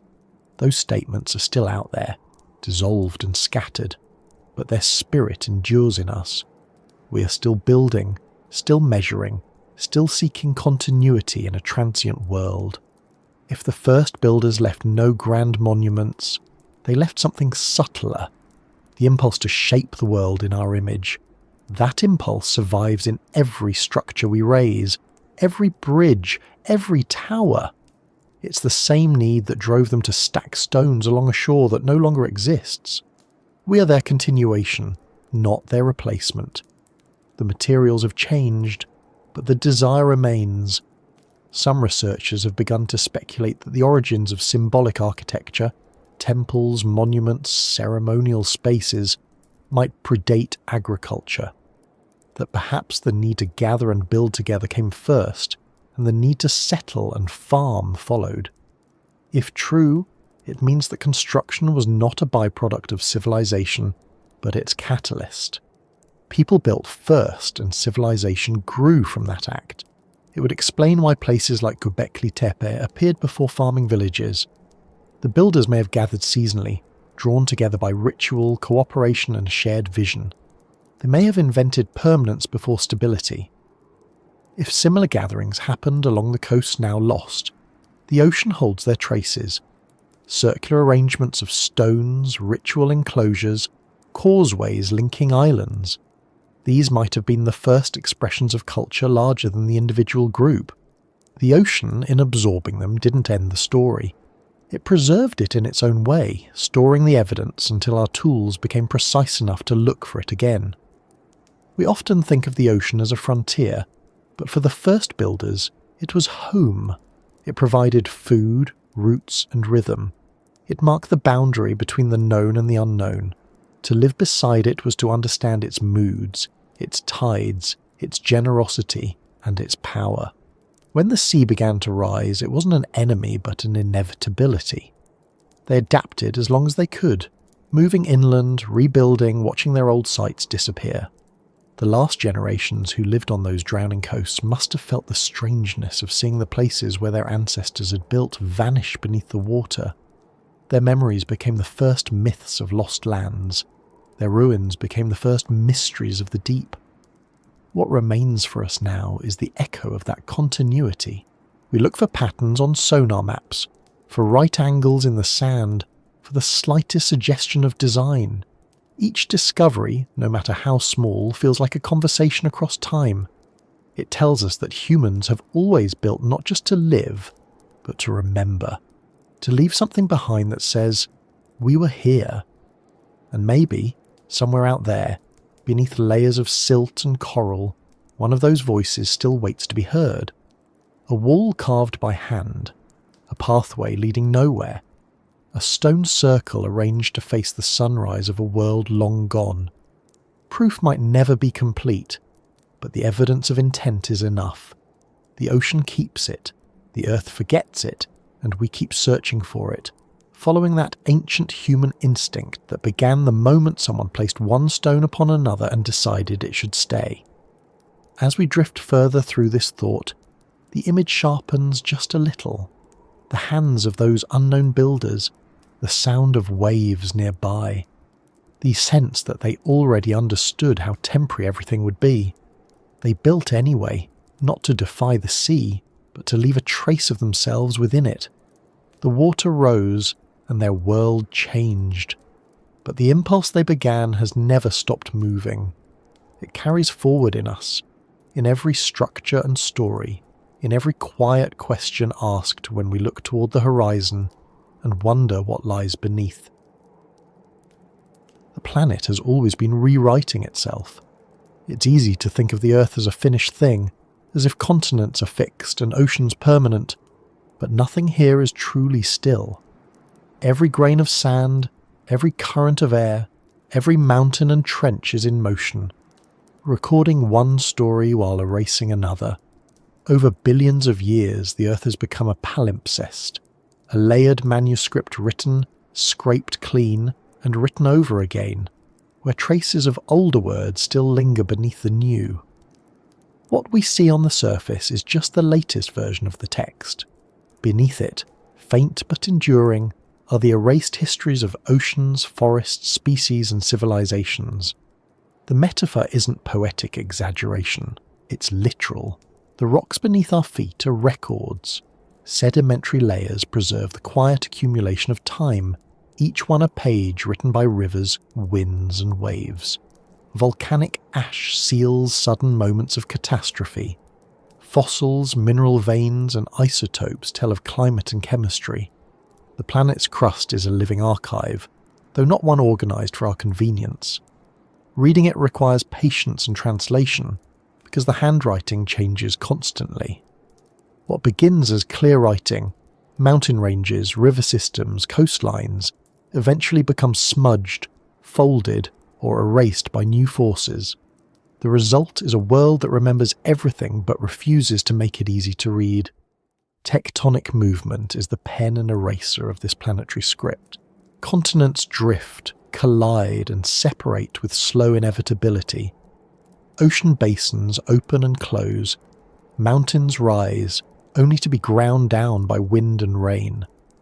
The crust is recycled through subduction zones, where old seafloor disappears into the mantle and re-emerges as new land elsewhere. Even the oldest rocks we know, 4 billion years old, bear scars of that process, rewritten again and again.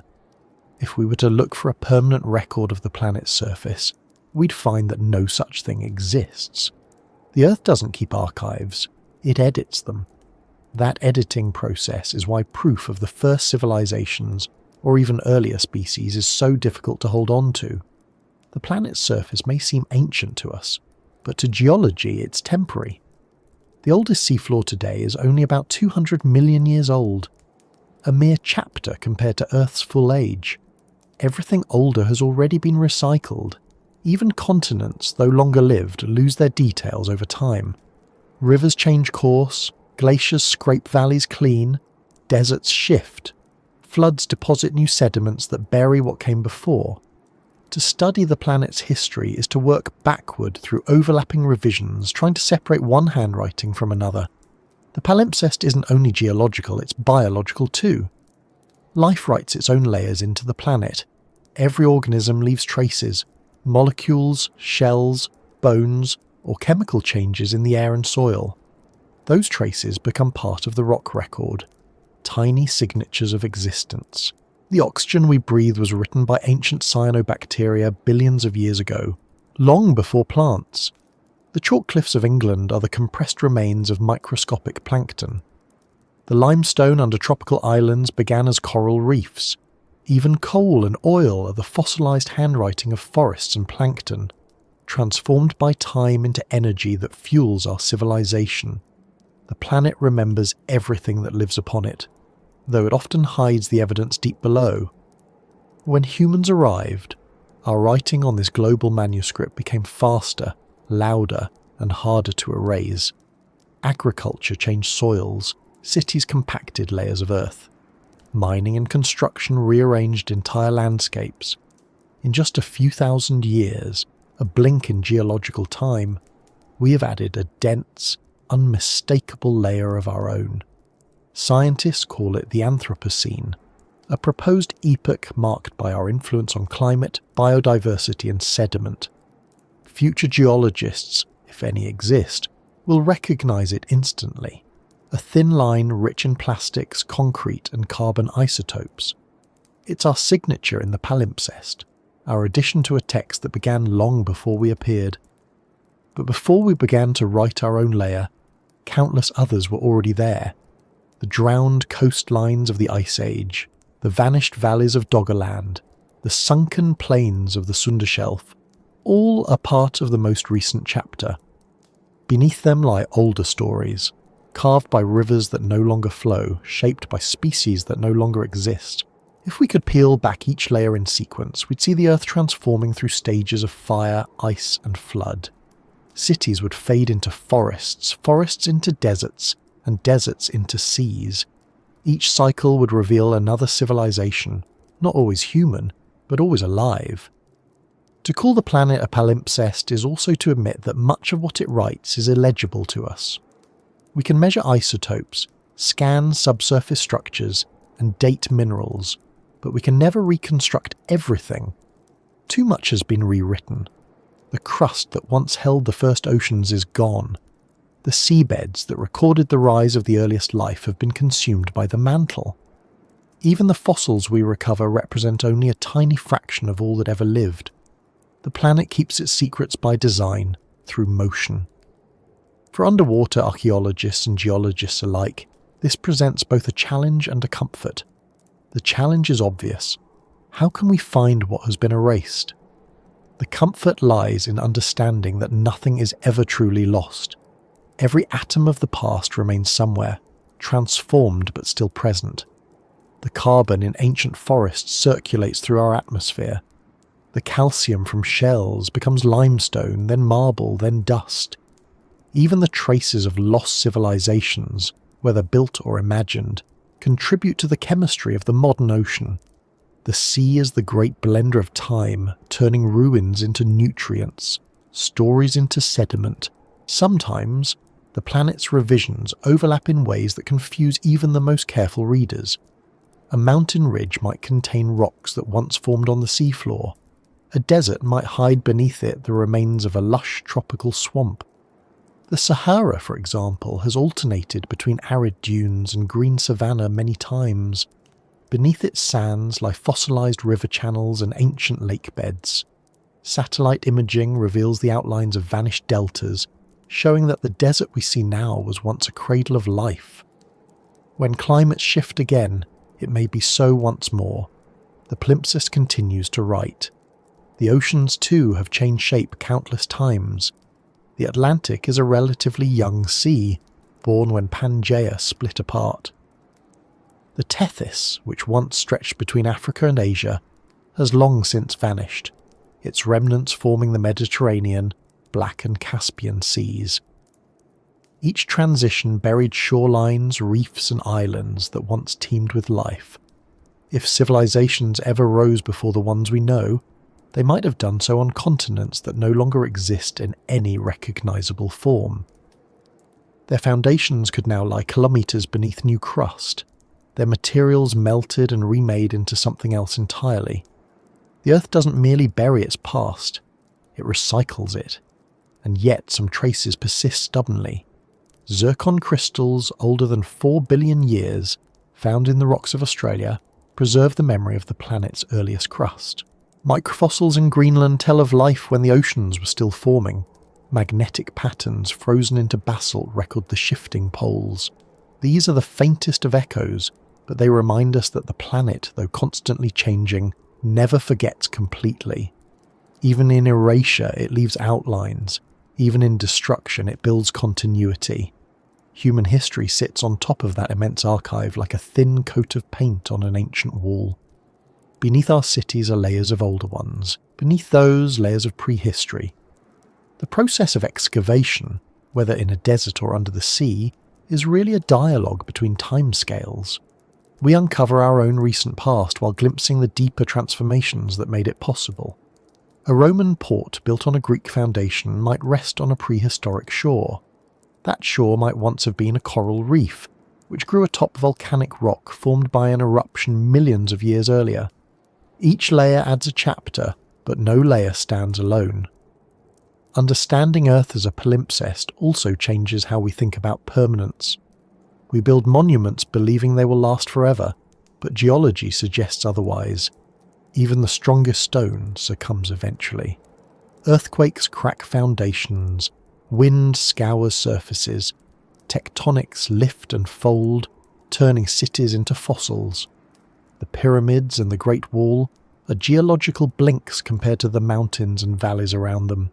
In time, they too will become part of the rock record, a human stratum pressed between others. From a distance of millions of years, they'll look no different from any other pattern of mineral and sediment.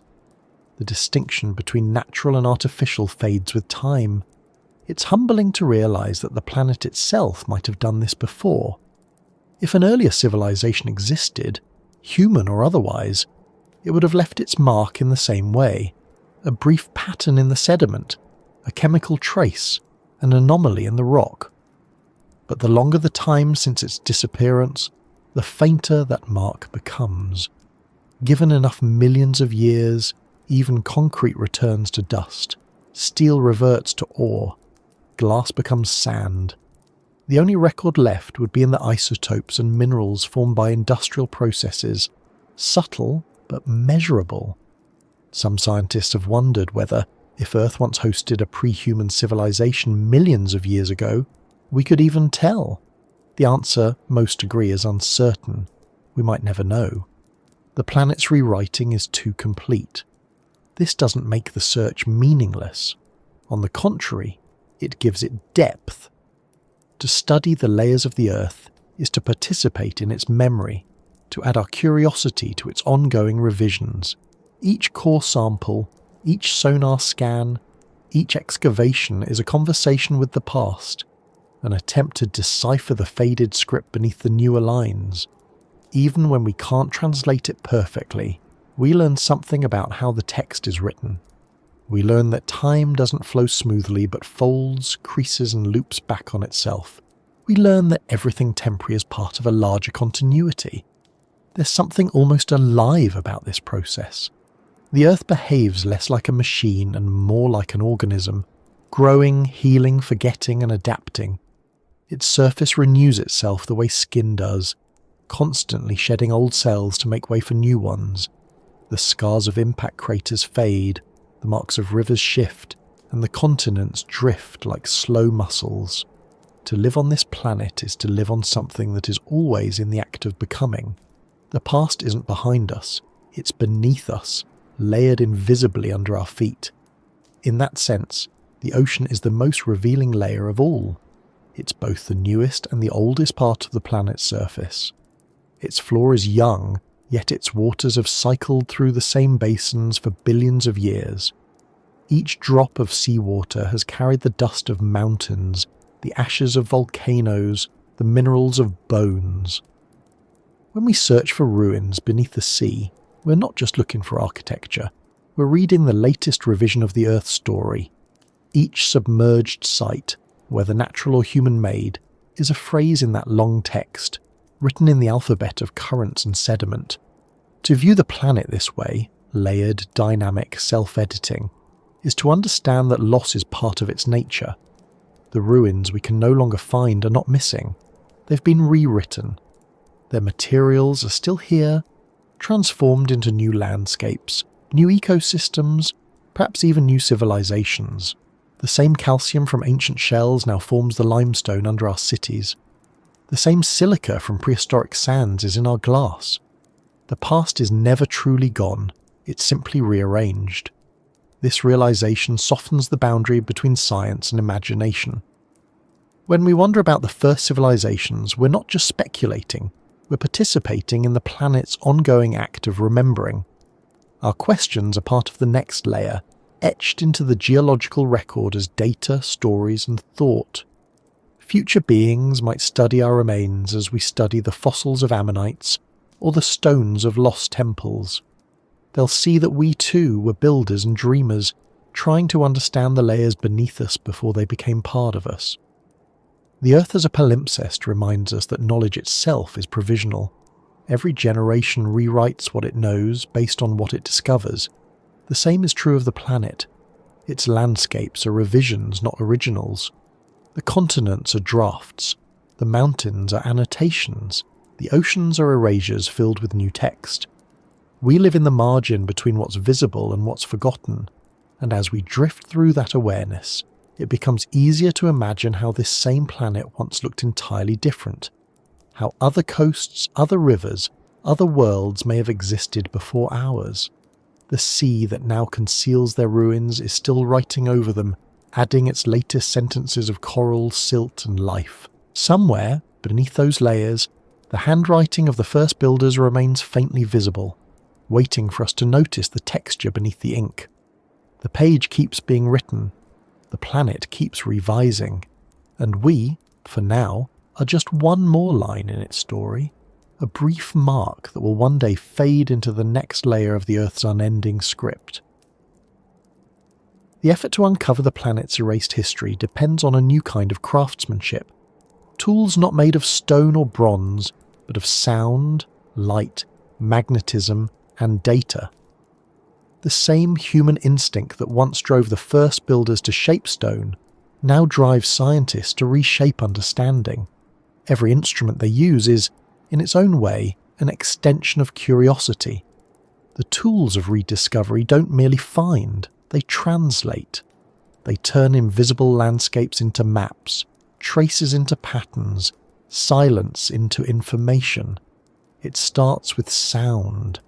The ocean is opaque to light, but sound travels through it with remarkable clarity. That simple fact has made sonar the first and most essential tool of underwater exploration. Ships crossing the sea send out pulses that bounce off the seafloor and return as echoes. The time it takes for those echoes to come back reveals depth, while the strength of the signal reveals texture. Modern multi-beam sonar arrays send out hundreds of beams at once, painting wide swathes of seafloor in three-dimensional relief. The data, when processed, becomes a landscape. Ridges, valleys, shelves, and plains rendered in ghostly shades of blue and grey. These maps are astonishing, not only for their precision but for their reach. Vast portions of the ocean that were once unknown now have contour, shape, and form. Submerged river systems, ancient deltas, and the outlines of lost coastlines appear like photographs developing in slow motion. In the North Sea, sonar surveys have traced the channels of Doggerland's rivers in detail, showing where humans once fished and hunted. In Southeast Asia, the submerged valleys of the Sunda Shelf have been mapped so clearly that researchers can reconstruct the flow of water across the vanished plains.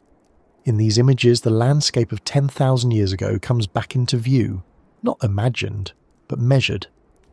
But sonar alone can only show shape, not age. To understand when and how those shapes formed, scientists rely on another set of instruments.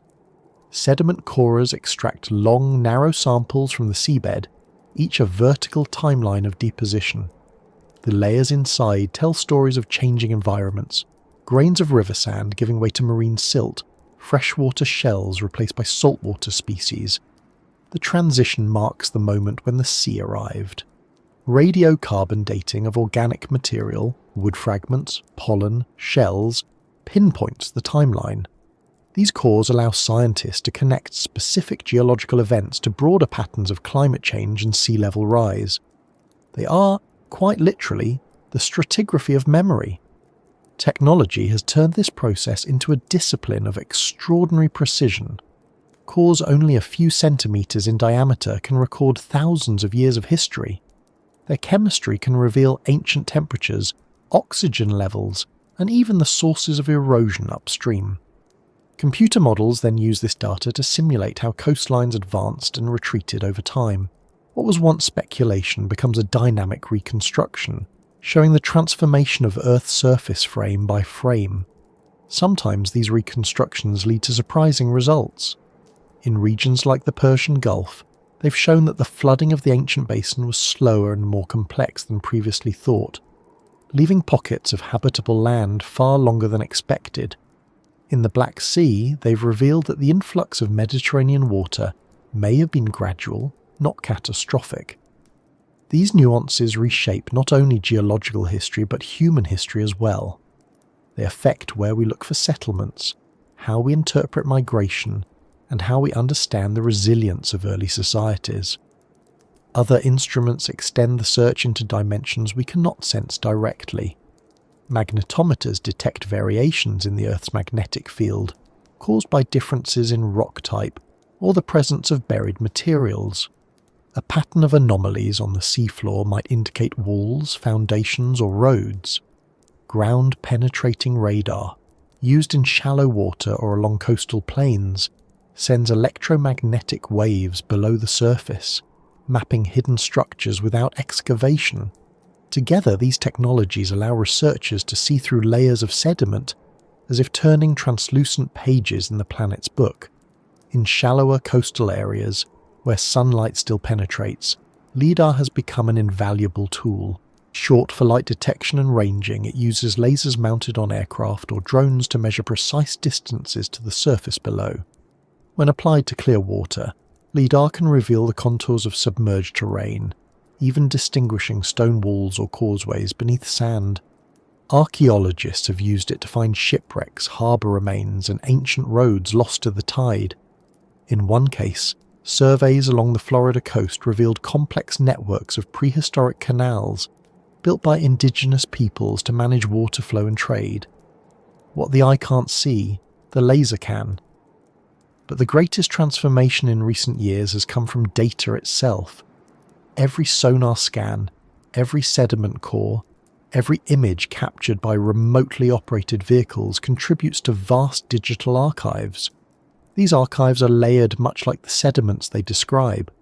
Artificial intelligence now helps analyze them, spotting patterns too subtle or complex for human eyes to detect. Algorithms trained on known archaeological sites can identify similar formations elsewhere, guiding future expeditions. The ocean's surface becomes a searchable document, its secrets indexed in probability rather than myth. Even so, technology alone isn't enough. The ocean's data is noisy. Currents, temperature gradients, and biological life all distort readings. What looks like a wall might be a coral ridge. What looks like a road could be an artifact of resolution. Human intuition remains vital. The same curiosity that guided early explorers now helps interpret the flood of information from machines. Scientists learn to read sonar maps the way geologists read outcrops or linguists read dialects. Each anomaly becomes a word in a larger conversation between technology and interpretation. Among the most important tools in that conversation are remotely operated vehicles, or ROVs, and their autonomous counterparts, AUVs. These robotic explorers are the modern equivalent of diving bells, but far more capable. They move slowly and deliberately, carrying cameras, manipulators, sensors, and sometimes drills.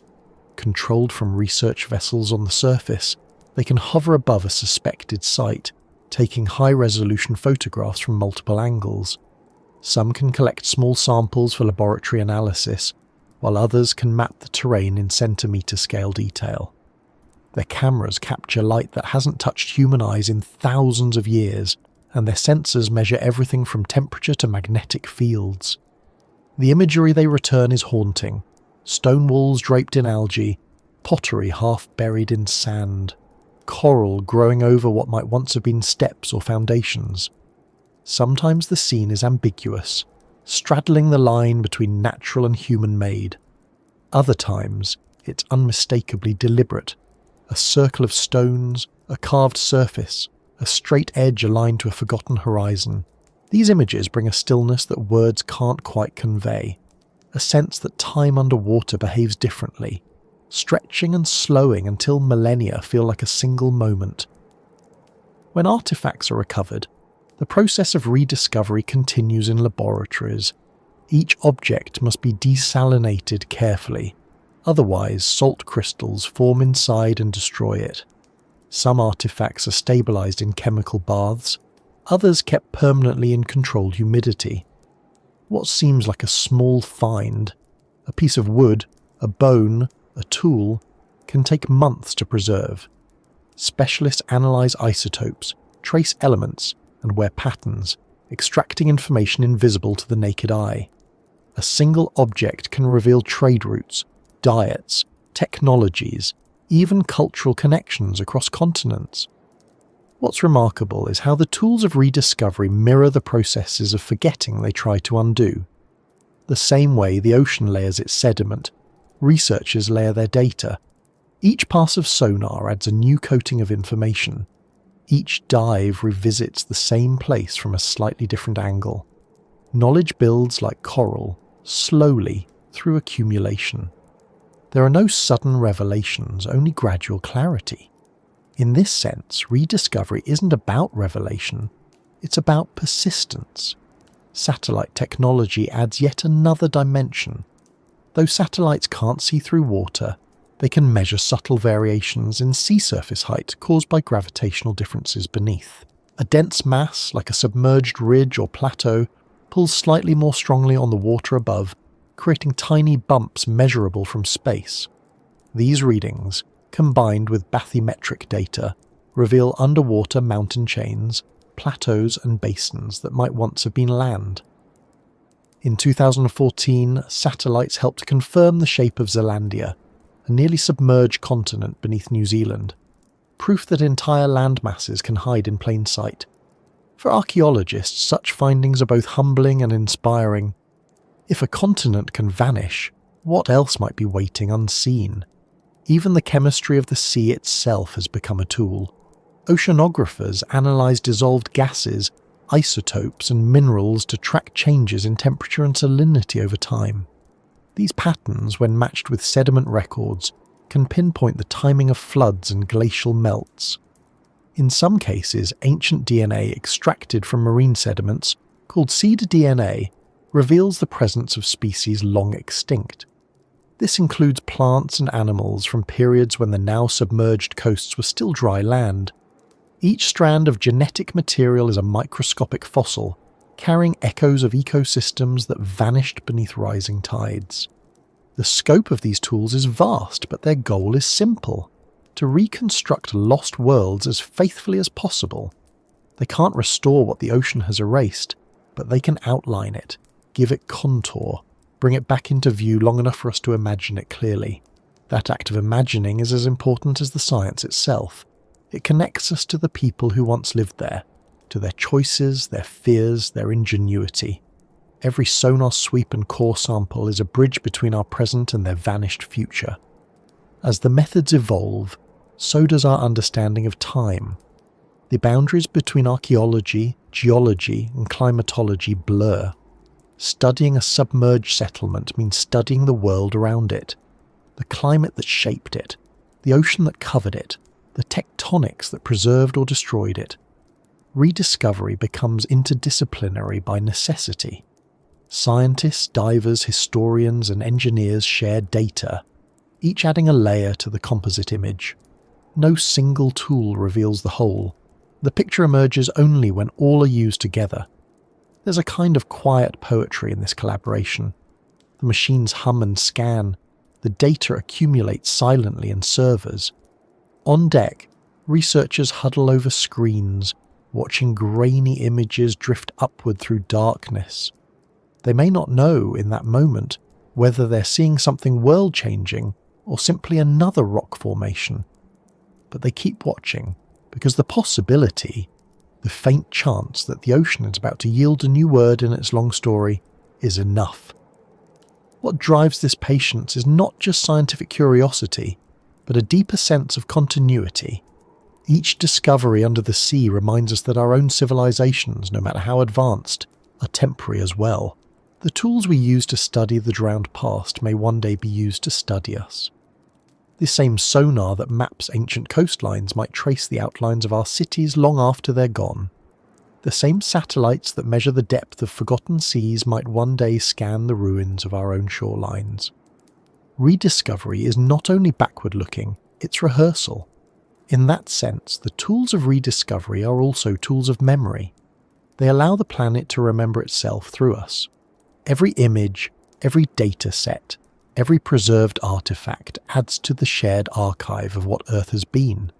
The ocean, indifferent though it is, becomes readable again, its surface less a barrier than a lens. The technology doesn't conquer the sea, it listens to it. It turns what was once the language of myth into something measurable, without stripping away its wonder. And so, the work continues.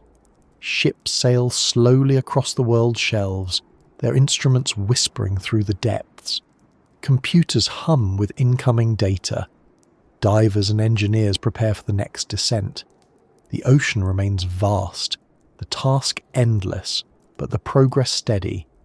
With each new scan, each new layer of insight, the picture sharpens a little more. The lost shorelines gain texture. The buried valleys return to shape.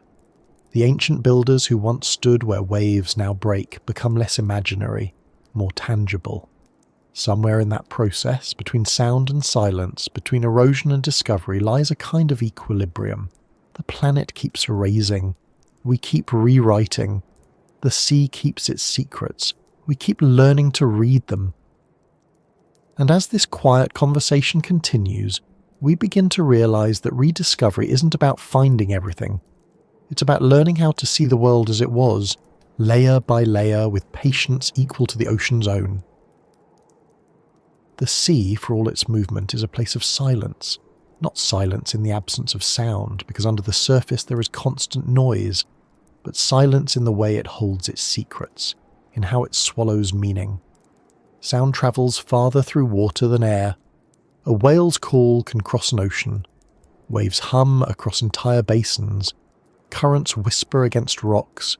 The ocean is full of sound, but almost none of it is for us. We listen, and we hear patterns and frequencies, but the meaning remains somewhere beneath interpretation. The silence of the sea is not the absence of sound, it's the refusal of translation. For scientists who study what lies beneath, that silence is both a barrier and a presence. Every sonar ping, every echo returned from the depths, is an attempt to break it. The data we collect, the images we create, the maps we draw, they are all ways of asking the same quiet question. What's down there? The ocean replies in its own language, measured in reflections and pressure changes, filtered through miles of shifting water. Sometimes it tells us something clear. Sometimes it answers with noise so dense it might as well be blankness. And in that blankness lies the mystery that keeps the search alive. We imagine the sea as a space of openness, but in reality it's more like a vast, slow vault. Everything that enters it, light, matter, memory, disappears into a kind of suspension. The deeper you go, the less light there is, the less movement, the less life visible to human eyes. Below a few hundred meters, the colors fade until only blue remains. Below 1,000, even blue is gone. Pressure rises relentlessly, crushing, reshaping, compacting.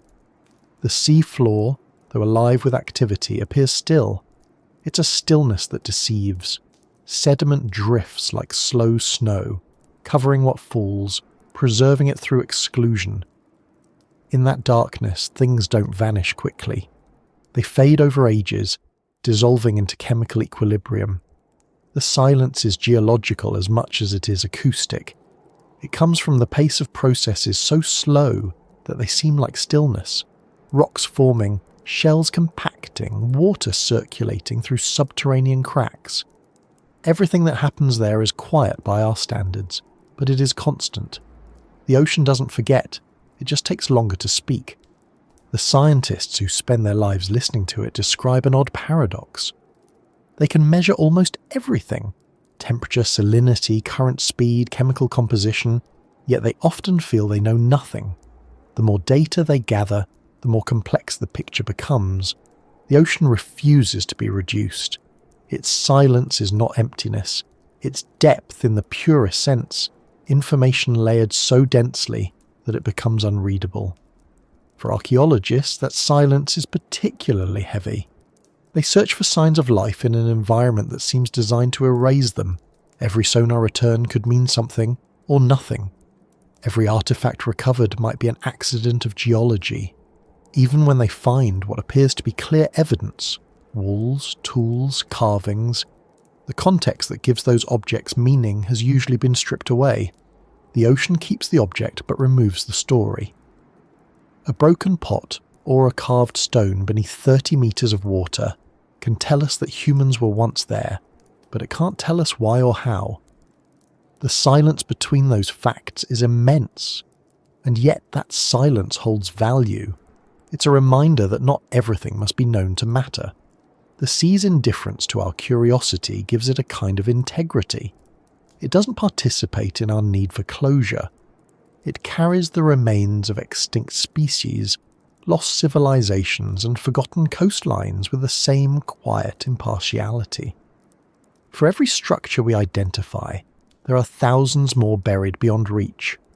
For every object preserved, countless others have dissolved into the chemistry of the water. That erasure is not malicious. It's simply what the sea does. It resets, absorbs, balances. Sometimes, in rare conditions, it does the opposite. It preserves perfectly. In the anoxic depths of certain basins where no oxygen penetrates, wood, textiles, and even organic matter can survive for millennia.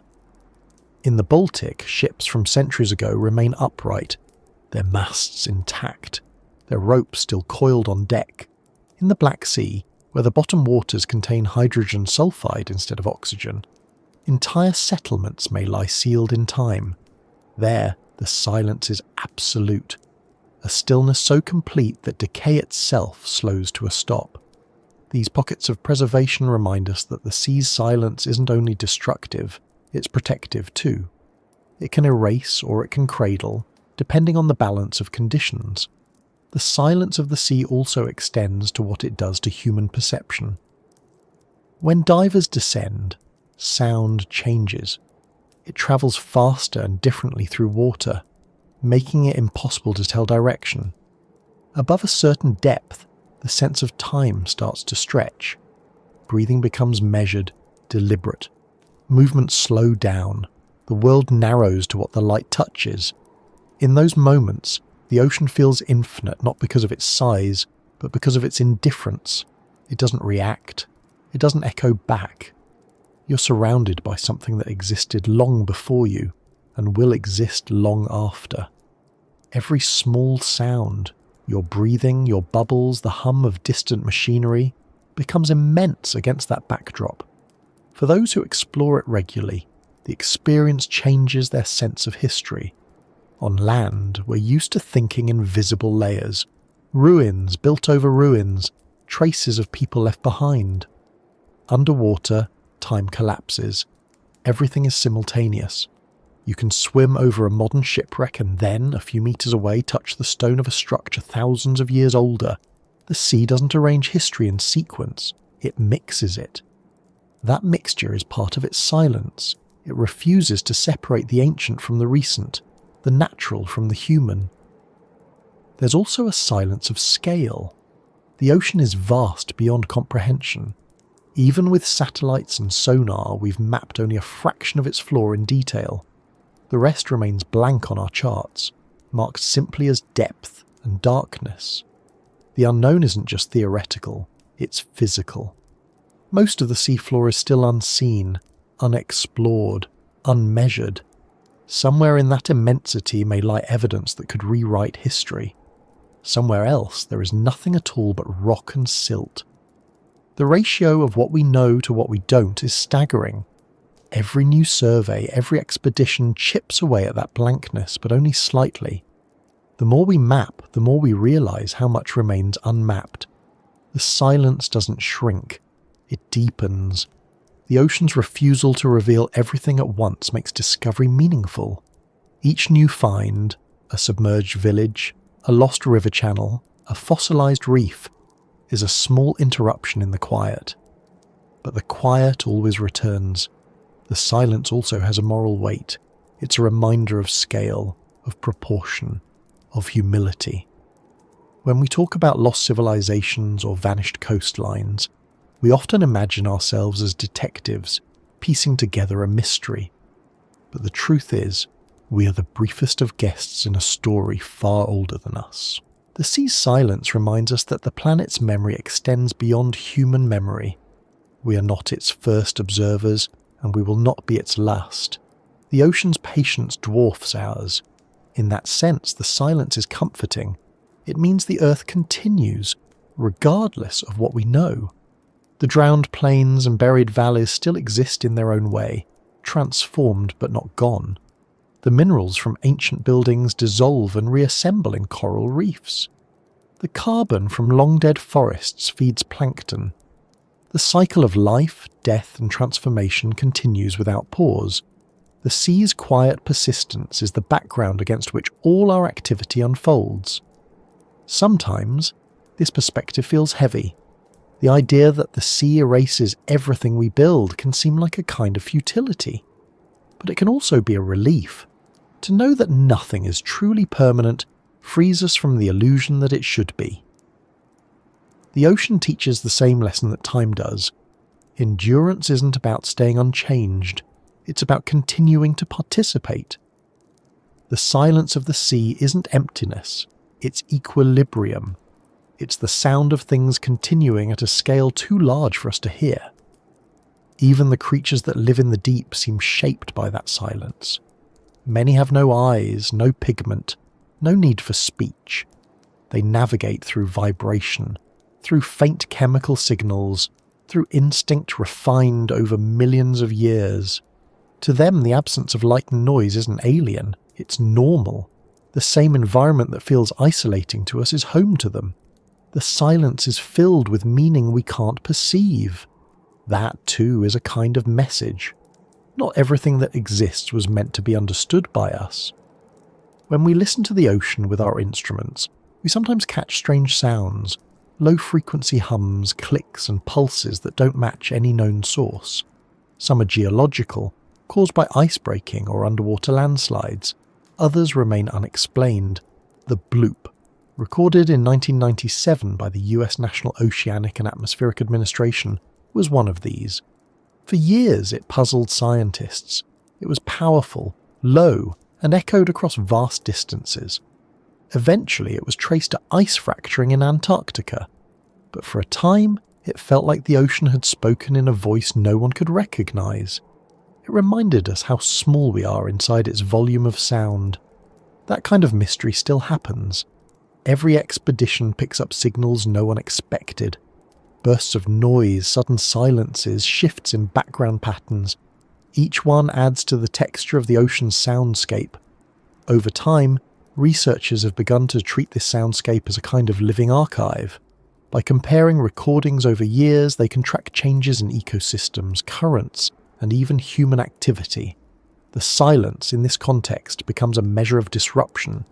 The noisier the ocean becomes from ships, drilling and sonar, the less space there is for the natural voices within it. The true silence is disappearing, replaced by a mechanical hum. Even that is a record, a sign of our presence written into the ocean's acoustics. There's a quiet irony here. The more we listen, the more we realise how much sound there actually is, and how little of it belongs to us. The ocean's silence isn't real silence, it's scale. Its sounds are simply too vast, too deep, or too constant for us to perceive them as anything but stillness. When we finally hear them, when our instruments tune finely enough, they become part of a larger pattern, one that connects the living and the non-living, the past and the present. Sometimes, when deep-sea explorers describe their work, they speak of it almost as a form of meditation. The long hours of drift, the faint illumination, the constant hum of machinery, the distance from the surface, it all creates a sense of detachment from ordinary life. In that detachment, perspective changes. The urgency of discovery fades, replaced by a quieter form of awe. The ocean's silence becomes a mirror for the mind, reflecting not absence but patience. It reminds us that understanding doesn't have to mean control. It can mean coexistence, a willingness to let mystery remain mystery. Every sonar pulse, every dive, every core sample is an interruption of that silence, but only briefly. Once the instruments stop, the ocean returns to its rhythm. The sand settles, the currents resume their flow. The sea folds the disturbance back into itself, as if smoothing over a wrinkle. Its quiet resets vast and unbroken. The silence is always waiting, patient, immense, older than any civilization, indifferent to what we ask of it. And so, we keep listening. We keep mapping, sampling, and scanning, aware that most of what we seek may never be found. The silence of the sea is not a problem to solve. It's a condition to understand. It's the medium through which memory travels, the vast pause between the sentences of Earth's story. Somewhere within that pause, between the noise of discovery and the stillness of time, lies the space where meaning forms, a moment of recognition that we too are part of that silence, temporary and listening. And as the currents move unseen, carrying traces of what came before, the quiet continues, not empty, not cold, but full of all the stories the sea has kept, waiting for the patient hands and careful instruments that might one day learn to hear them as more than echoes. Every wave that reaches the shore is carrying something older than sound. It isn't only water moving, it's time itself, folding back upon us in motion. The sea is full of memory. Every drop holds fragments of stone, traces of life, and the faint chemistry of things that once stood where the waves now fall. When we stand by the ocean and listen, even without realizing it, we're hearing the resonance of a planet that has been speaking in slow rhythms for billions of years. The echo that reaches us isn't metaphorical, it's physical, measurable, and constant. It's the continuation of everything that has ever moved within the sea. That echo connects us to worlds long gone. The lands that once existed beneath these waves, the civilizations that might have built upon them, the forests that covered them, the rivers that cut through them, they haven't disappeared entirely. They've been reabsorbed into the Earth's cycles. The carbon from their wood is now in the air we breathe. The minerals from their stones have dissolved into the oceans that lap at our feet. The same water that eroded their coastlines is the water that sustains us. We live surrounded by the after-image of what came before. When we talk about the past, we often imagine it as something distant, but the evidence of it never travels far. Every current that moves across the sea carries suspended dust, microscopic shells, fragments of plankton, and traces of metals released from ancient rock. Those materials drift, settle, and rise again through the food web, cycling endlessly. Some of them have been in motion for longer than any civilization has existed. The fish that swim near the surface today might carry within them molecules from the plants that grew on Doggerland's plains 10,000 years ago. The air above the Pacific contains water vapour that once rained on continents now vanished. Time disperses, but it doesn't disappear, it circulates. The echo that reaches us takes many forms. Some are obvious: archaeological discoveries, sonar images, sediment cores. Others are more elusive: patterns in mythology, similarities in symbols and stories, echoes of cultural memory that survive displacement. The floods and drownings described in ancient tales may not be literal accounts, but they preserve an emotional truth, the memory of loss, of change, of landscapes swallowed by the sea. Those memories carried forward through generations, disguised as stories, are echoes too. They are the way the past continues to speak, even when the evidence has been erased. The scientific echoes are quieter but no less profound. They live in isotope ratios, in oxygen levels trapped in microscopic bubbles, in the layering of marine sediments. Instruments read them with precision beyond human perception, but what they describe is still a story. The rise and fall of ice, the expansion of oceans, the migration of shorelines. When scientists say the sea level rose by 120 metres since the last glacial maximum, they're reciting an epic written in molecules. The ocean is its own historian, writing not in language but in chemistry. We tend to separate the material and the emotional, but the truth is they're parts of the same echo. The data tells us what happened. The stories tell us what it felt like. The rise of the oceans after the Ice Age wasn't a single event. It was a process that lasted thousands of years, and it touched every coastal community on Earth. Each generation must have watched familiar landmarks disappear. Fields turn to marshes, and rivers widen into bays. They adapted, moved inland, and carried their memories with them. The echo of their experience survives in both the geology beneath us and the myths we still tell. Every coastline is a conversation between those two forms of memory. What the Earth remembers, and what we do. Modern technology has made it easier to detect those ancient conversations. Instruments listen to the ocean's pulse in ways our ancestors could not. Sonar, LiDAR, magnetometry, sub-bottom profiling. All of it expands our hearing range into the realm of the inaudible. But even as we map more of the sea floor, the echo that reaches us remains faint, filtered by time and distance. The deeper we look, the more we realise that the sea's archive isn't infinite, it's delicate.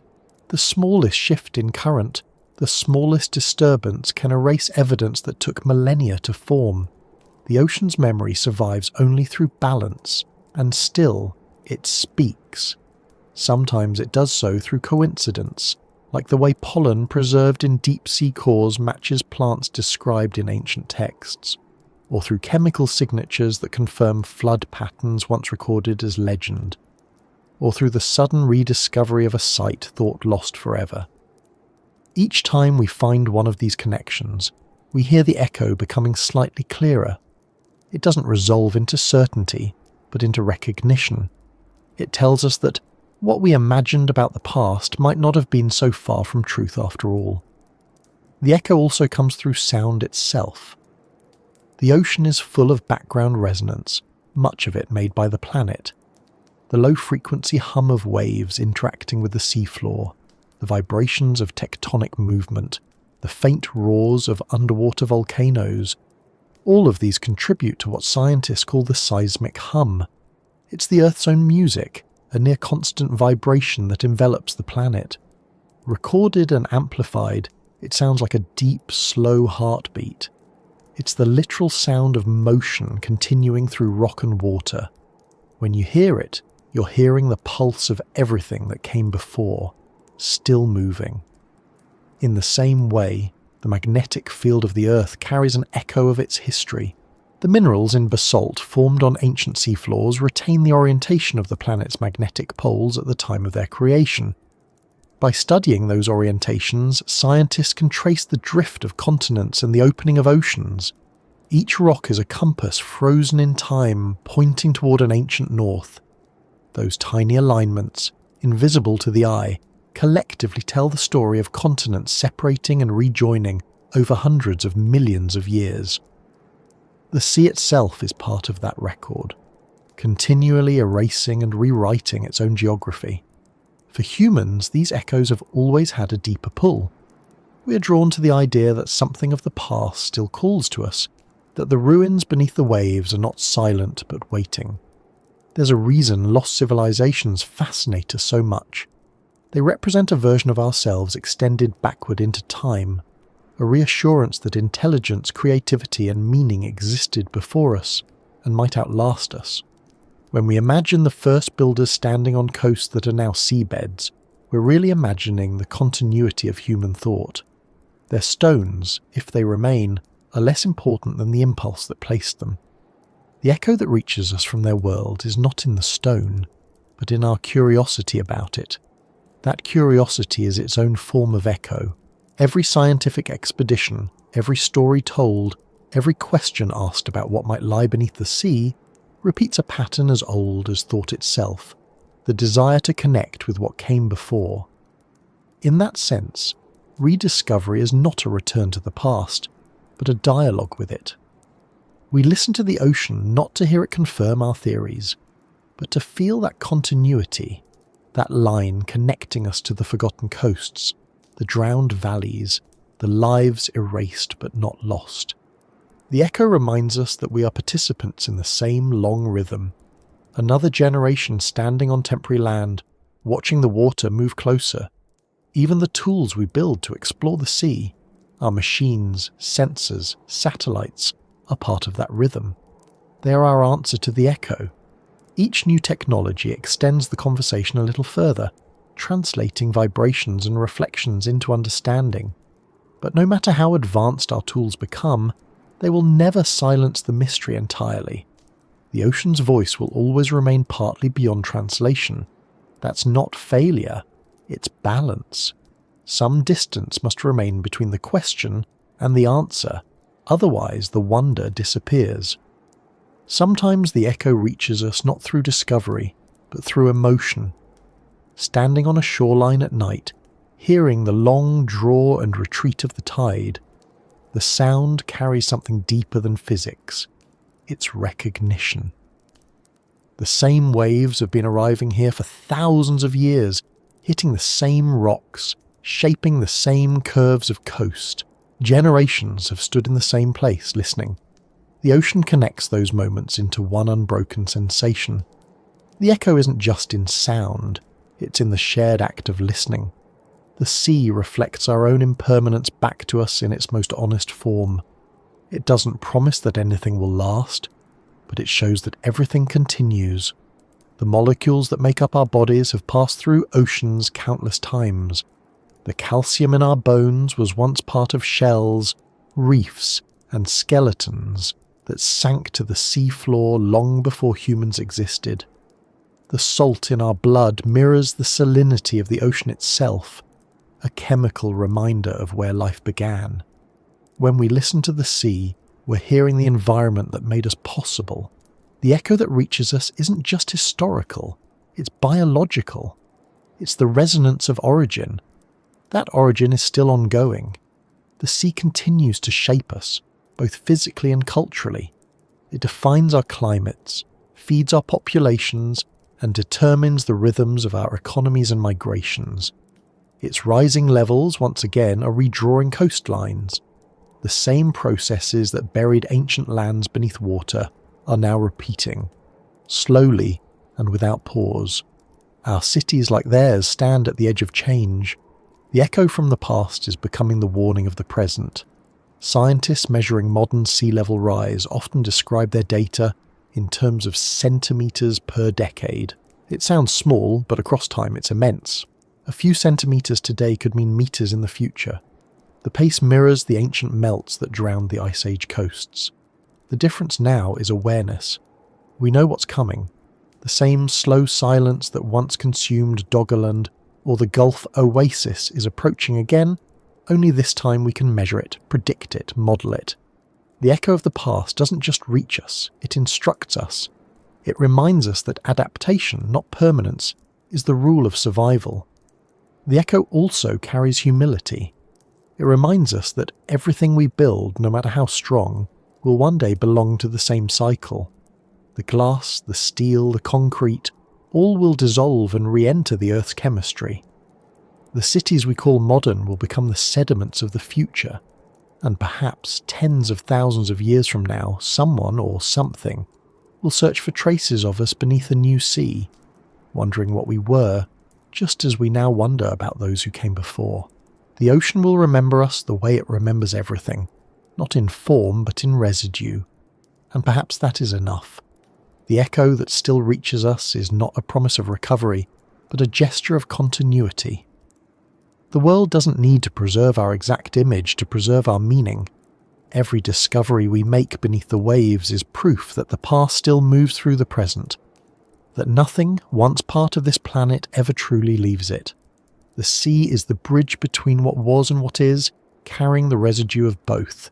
When we listen carefully enough, we begin to sense that the echo isn't only coming from the ocean to us, it's also moving the other way. Our own voices, our sonar pulses, our ships, our questions, are entering that same medium, blending with the soundscape of the planet. The ocean is recording us now in its own way. Our signals travel through it just as ancient vibrations once did. Someday those echoes may be what another intelligence finds, faint but traceable, rippling through layers of time. The ocean will carry them onward, indifferent and faithful, long after we've stopped asking. And as we stand again at the edge of the tide listening, it becomes clear that the sea has never been silent at all. It has been speaking the entire time, in the language of movement, chemistry, and persistence. The echo that reaches us is the voice of the planet continuing to think, to remember, to evolve. It doesn't call for us to solve it, only to recognize that we are part of its ongoing resonance. A brief note in a symphony too vast to finish, but perfect in its endless repetition, washing against the shore again and again, with the quiet patience of everything that has ever been.